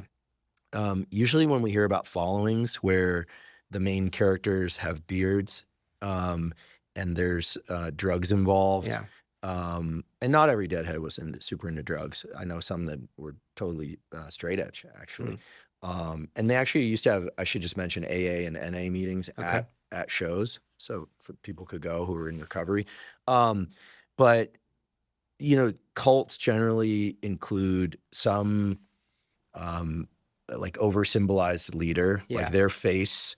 Some, something like the skull, the like steel. I think it's called like steal your face. Is that what that thing is called? And then there's Jerry, who's kind of like the main. Jerry Garcia was like the main one, right? And then this idea that you would do certain things and not do certain things. It has elements of a religion. Yeah.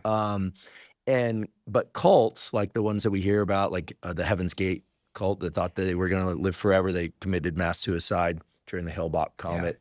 Hale-Bopp came through and they killed themselves, or the Branch Davidian thing in Waco. You usually have someone who believes they are special.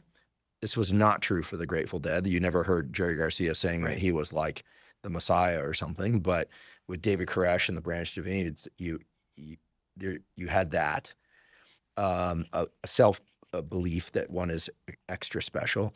You had people really changing their whole life structure, and then oftentimes you have crime.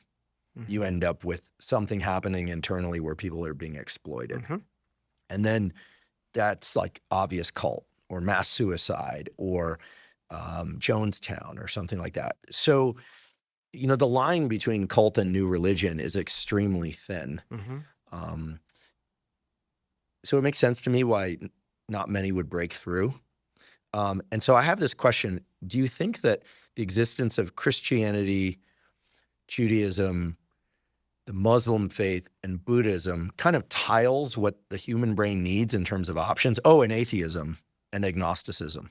Like if you take those, it sort of like tiles the various like anxiety states that the brain has. And you go, we don't really need another one, right? Like all the things are handled: grief, birth, enough celebrations each year, enough kind of ideas and flexibility about the afterlife, enough, moral structure internally, not such a huge time commitment for this one. But, if you're an Orthodox Jew or you're a very serious Buddhist, that's a lot of time. Yeah. That's a lot of investment in ritual and meditating. Mm-hmm. But, you can be a really like a darn good Christian by going to church on Sunday and praying each day and doing some Bible reading. Like, that's compatible with a bunch of other things. So you don't have to give up your whole life to invest in it. See what I'm getting at here? Yeah. It could be that humans as a species have figured this out. And then someone say, no, God figured it out, right? That this is what we need. It fills in the gaps. It seems unlikely that we're going to get a bunch of other religions. I think so. But I mean, let me talk about the issue of cult versus religion. I think you're absolutely right. First, cults primarily have the idea of this charismatic leader, which is why you often kind of hear this notion it's a cult of personality. It's usually somebody who thinks they're special. You have to worship that leader. And when somebody thinks they're that special, things often go wrong with where they're going to lead people.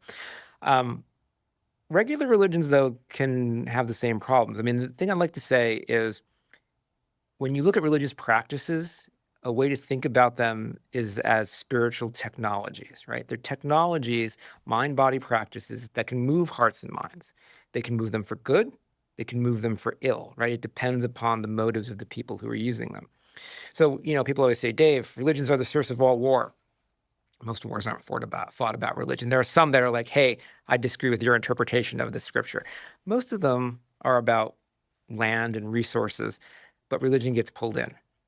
And what we know is that when you are feeling threatened, so the Bible, as you said, is a book of many voices.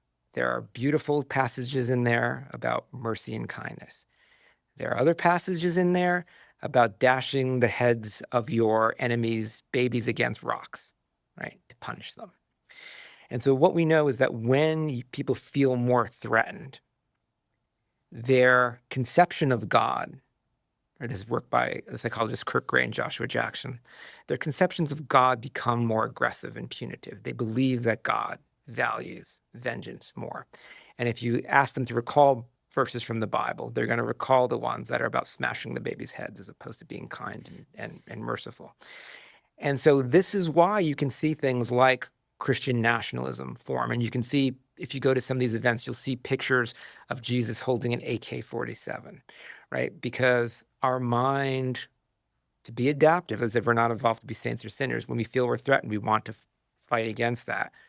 We will use religion to justify it. And so the point that I want to make sure all your listeners know is, I'm not saying religion is good. It's a technology that can be used for evil. I mean, even Richard Dawkins will say the same thing about science, right? You want to find a way to cure people of maladies, science is your friend. You want to find the best way to annihilate a bunch of people most efficiently, science is your friend. And so for me, the reason I spend this time talking about religion is I know it can be used for bad. But if you look at the data on average in people's lives, yes, certain institutions have caused people to be abused, discriminated against, et cetera, and we should combat those. But on average, whether it's a gift from God or a cultural adaptation, it helps us live better. For the most part, I agree with you. That is, there's a lot of convergence in the practices of the faiths because in some ways, we're all the same body and brain, and it helps us solve those. And they're all pretty large and have their followings, and they're attached to the culture you're raised in. But I think that times of flux, times of change, and I kind of sense we're getting in one of these now. I don't mean like end times, but I mean things with technology, things with norms, the way that we have been living, our economic practices are changing really rapidly right now. And people are becoming at the same time more disillusioned with some of the traditional faith. And so for me right now, this seems like a period where there could be a reorientation. And the ones that are going to happen, that are going to come, are the ones that speak to people. You mentioned AI. There have been churches, they haven't stuck yet, but I could see this happening, where they're built around an AI. The idea is AI will become so knowledgeable that it will almost basically be an omniscient superintelligence. Omniscient because it can know everything about you through what you do online, and superintelligence because it can solve problems better than humans can. And so there are people who are thinking about churches around AI. Will it stick or not? I don't know. But to the extent that a new faith can let people feel that presence of God, can solve some of their problems by helping them feel connected to each other, reduce anxiety, reduce stress. It wouldn't surprise me if something else comes now in this kind of moment of flux we're in. I don't know if you're aware of this. Most people probably aren't, but the person who holds the world record for highest IQ has been verified by Guinness. I know because they posted the Guinness certificate to their account on X. I follow this person out of interest. Is a self-declared Christian, very much aligning their platform as the highest IQ in the world, and by a huge margin, I should say, with their understanding of the Bible and why Christianity is the best answer to, holds the best answers to everything. I should say I don't align with everything they post, and so I just want to be clear about that. But it's very interesting to me that you have people who are using technology like social media as a way to platform traditional longstanding religions and merging that with kind of modern notions of intelligence, right? IQ tests aren't the only way that we gauge intelligence, of course, but I think most people place enough value on people who have high, extreme IQ to interpret it a certain way. I wondered, until I realized this is actually a person, at least to my knowledge, I wondered, like, is this an AI thing? Now there's video, so he's in Korea. He speaks English, and he'll talk about this. But you're seeing it similar in Silicon Valley right now. Like I think Peter Thiel is embracing Christianity. Even really? Yeah, I'm pretty sure. Oh, even okay. Elon Musk, I don't think he says he believes in God, but he says Christianity is a force for good in the world. I recall him saying there's got to be something there in terms of energy in the universe than when that question was posed. Yeah. And so I think you're seeing this among a lot of tech sophisticates. I don't have the good answer to why, but it is, your point is well taken. That is, intelligence, how religious you are does not correlate with intelligence, right? There are really brilliant people who embrace the idea that there is a God and there is a creator, and there are some that aren't. And I think it's because those people realize, like I was saying before, that if you're a person who is really rational and is really intelligent, when you look at the data, there's nothing to refute it. And so, again, no one sees evidence of God in the world scientifically, but we also realize we can't rule it out. And when they have whatever their own inner life is, if they feel they have that connection, why reject it? And so I think it's important to realize that it's not a marker of poor intelligence. Unless there's something I'm not aware of, the person holding the Guinness confirmed highest IQ in the world is certainly highly religious. So we know the boxes are checked at probably all up and down. They're probably atheists that have very low intelligence, and atheists with very high intelligence, and Christians and Jews and Muslims and the Buddhists and the whole business. I think one of the reasons why certain religions get tacked with stereotypes are the kind of avatars that we see in our mind when we think about that religion. So, for instance, Buddhism. You think about the Dalai Lama. The Dalai Lama seems like what most people think about the Dalai Lama. Well, prior to this recent kind of controversy, I thought the Dalai Lama is just kind of like just happy, good with everything, right? Even the style of clothing is very kind of generic across monks. When the Dalai Lama's walking around, like, all in these orange robes, and they look pretty peaceful and happy. And so people, I think, assume that, okay, well, if you want to feel like that, Buddhism would be a good idea, Mm-hmm. right? Whereas other religions tend to have a bit more of a outward, their brand is a bit more varied in terms of the emotional tone. As we talked about Christianity, certainly Old Testament, New Testament. What do you think about the branding of religions? Because I feel like it's one of the most important factors that either draws people toward or away from a religion, whether or not the person is speaking words of love, universal love, love only for if you join in, acceptance, forgiveness, condemning. I mean, these are the things that people resonate with or that serve as separators. And I think they're also the things that make us look at some people and we go, well, that person freaking crazy. Like, I mean, you didn't really have to see David Koresh speak for more than a second. You didn't even have to know about all the criminal stuff going on. The crazy eyes. Yeah, like the guy's crazy. Right. And his glasses made him look like Jeffrey Dahmer also. And like, I don't know what's up with those glasses, but, you know, like this guy's like eerie. You wouldn't let him near anyone you care about. So there's this kind of branding issue that I think is important, at least to discuss, because I think when people hear religion, their mind goes to that. Yeah. They're not thinking about the practices necessarily. They're thinking about the brand. Yeah, I mean, if you're not familiar with a religion, same as if you're not familiar with a product, what's going to drive you is the stereotype of the brand. But I think the more you look, you realize that those are problematic, for good or for ill. So, you raised the point about the Dalai Lama, and my original reaction when I first saw it was exactly the same as yours.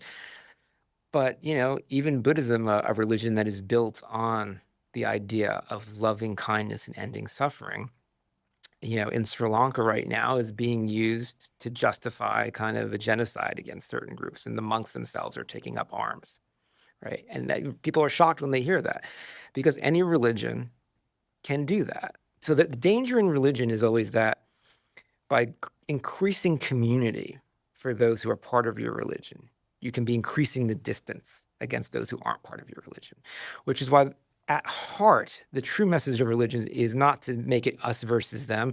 It's to increase the moral circle of concern such that it includes everybody. The Bible talks about you should honor your father and your mother and be good to your family. But more than that, if you're counting the number of times it says who to be good to, it says be good to the stranger, be good to the stranger in your land. And it's expanding that moral circle. But my point is that, and people now say, oh, look at the Christian nationalists. I would never want to be any part of that, right? It's all, if you're a person on the left, it's all people who are conservative and looking to control people's lives. And so the branding is a big problem, but it, I think, obscures the complexities that are going on in different faiths. But you're right, that's going to be the thing that's going to draw you or repulse you, even if it's not accurate.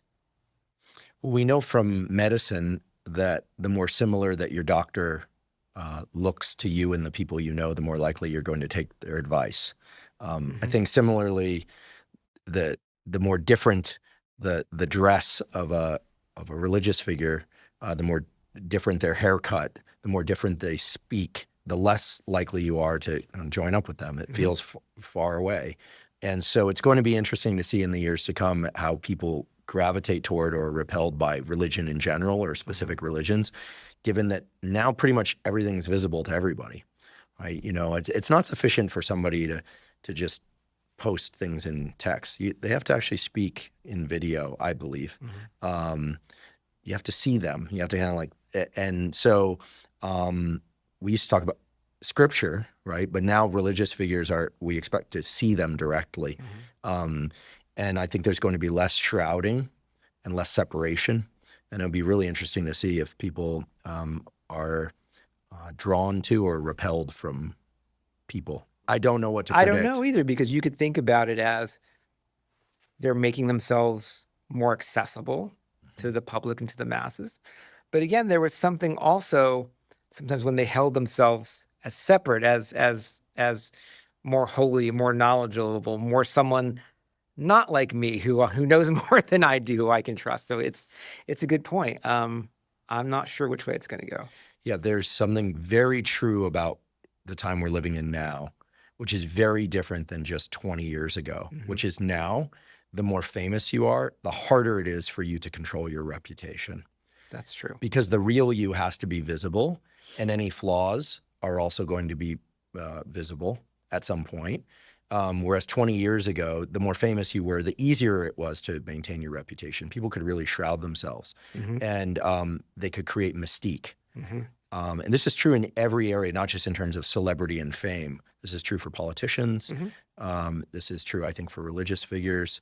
Even my friends from the special operations community have said, a lot of the mystique that empowered them to do really difficult things. A lot, movies have been made about their community in ways that has been semi-destructive, actually, to certain aspects of the work they needed to do. And so I see a lot of parallels here. And so it's going to be interesting if we start to embrace that some of these religious figures also are going to be flawed, right? I mean, the Catholic Church, had the veil pulled back on a subset of Catholics. Certainly it wasn't all, but a subset of people in the Catholic Church doing horrible things. But there's still a lot of Catholics in the world. Yeah. Right? People who understand Catholicism were able to say, that's not what Catholicism is about. In fact, we're about the exact opposite. And we're able to, I think by now, they reasonably dissociated themselves from that, right?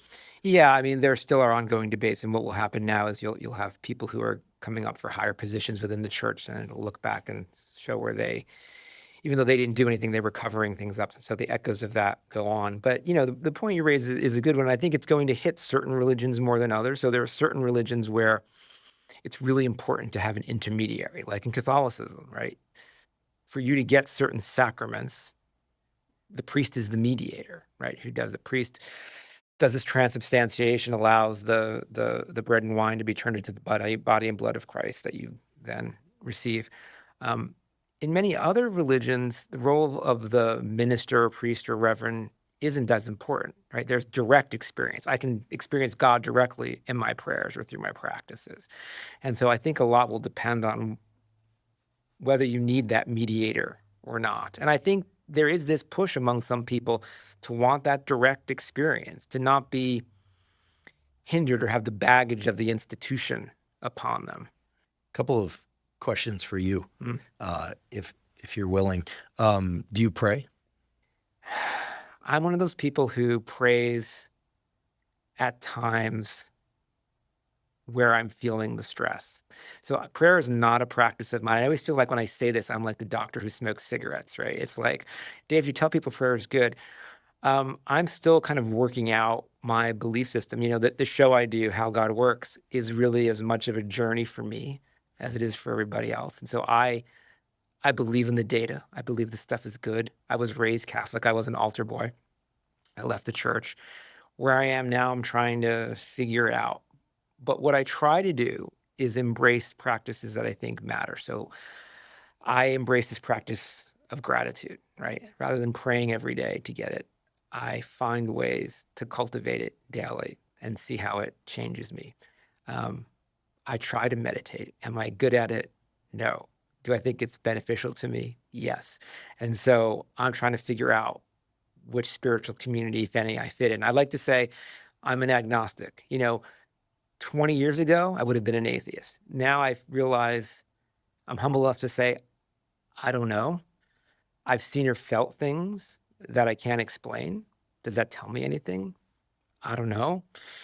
But I'm on this journey to find out. And I hope, I take my listeners with me on that journey. Do you believe in miracles? Depends how you define miracles. I believe that there are things that happen that we cannot explain. And being an agnostic, I'm willing to say that those could be due to some unseen force. I just don't know. But I believe there are things that happen beyond our understanding and beyond our ability to predict. Well, in addition to your book and your podcast, if somebody is interested in exploring these questions, they want to live in the question, which it sounds like you're doing, right? Yeah. You're living, very much so, living in the question of, is there a God? What role does God play in one's life, et cetera? If somebody's interested in exploring those questions in addition to reading your book and listening to your podcast, which they definitely should do, because I think it provides a really elegant framework for how to approach these things. What else do you recommend? You are in a position to make recommendations, understanding that people will make their choices either way. So let me take off my scientist hat for one moment and just talk to you as me, what I believe. If there is a God, I believe that it's a God who would care for all of God's creatures, that there wouldn't be one religion that is right. And what I've seen in enough different faiths, the ones that have lasted a while and meet people's needs, is that they provide ways to live better lives. And so I would say, try on different ones. See what resonates with you. I mean, people convert, people leave. And I think really there are multiple routes to God if God exists. And there are multiple ways to use this wisdom to improve your life if God doesn't exist. And it's okay to sample. It's okay to try. It's okay to ask your questions. But what I want to urge them to do is please don't just assume that there's no rational reason to think about religion. And the best piece of advice I can give you is advice that a wise rabbi once told me. And the Hebrew, I'm not going to pronounce it correctly, but the Hebrew saying is Naesh v'nishma. And that basically means we will do and then we will understand.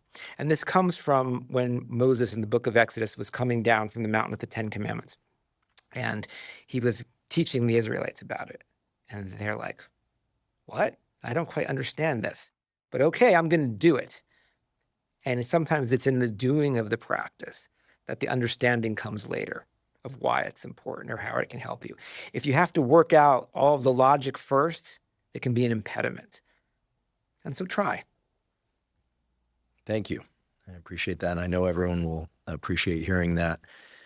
I want to thank you for the work that you're doing in your laboratory and teaching, and the fact that you're writing books about hard topics and that you're coming to those hard topics. You have tremendous support out there, of course, but it's a bold thing for a scientist. Don't do it before tenure. That's the advice that I have. Yeah, that's what I said about starting a podcast. Yeah. And that you're taking the time to come here today to teach and to educate. You have your own podcast, and your book will provide links to those in the show note captions, obviously. And I'm a huge fan of your work. Today's conversation really reinforced for me a number of things. One, how important it is to live in these very important questions, regardless of where one lands or happens to be, regardless of what religion you were raised with or lack thereof. And also that, there are a lot of questions that bind humans, and a lot of them are scary, like, what happens after I die? What's the meaning of all this? Is there a God? Those sorts of things. And I feel like you're providing a very useful roadmap for people to continue to ask those questions without telling them what to believe, certainly, nor who to believe, nor if what they're hearing out there is correct or not. But you're giving people a roadmap for how to pose really good questions. And I think the fact that the data clearly show that there's benefit to practices. We keep coming back to this, as you just did, with that practices, and in the doing, there's a lot of information. I hear a tacit message also that, one shouldn't be worried that you're going to get swept down the path of lack of self-control. It's actually about having more agency as one asks these questions. So thank you for doing the work you do at every level. You're working at so many different levels to explore these ideas and to educate people. Certainly I've learned a ton today, and I know our listeners have too. So. Well, thank you for having me on. I appreciate the opportunity. Well, thank you. We'll come back again. Thank you for joining me for today's discussion with Dr. David DeSteno. To find links to his research, as well as to learn more about his books, including his most recent one entitled How God Works, The Science Behind the Benefits of Religion, please see the show note captions. If you're learning from and or enjoying this podcast, please subscribe to our YouTube channel. That's a terrific zero-cost way to support us. In addition, please follow the podcast by clicking the follow button on both Spotify and Apple. And on both Spotify and Apple, you can leave us up to a 5-star review. And you can now leave us comments at both Spotify and Apple. Please also check out the sponsors mentioned at the beginning and throughout today's episode. That's the best way to support this podcast. If you have questions for me or comments about the podcast, or guests or topics that you'd like me to consider for the Huberman Lab podcast, please put those in the comments section on YouTube. I do read all the comments. For those of you that haven't heard, I have a new book coming out. It's my very first book. It's entitled Protocols, an Operating Manual for the Human Body. This is a book that I've been working on for more than 5 years, and that's based on more than 30 years of research and experience. And it covers protocols for everything from sleep to exercise to stress control, protocols related to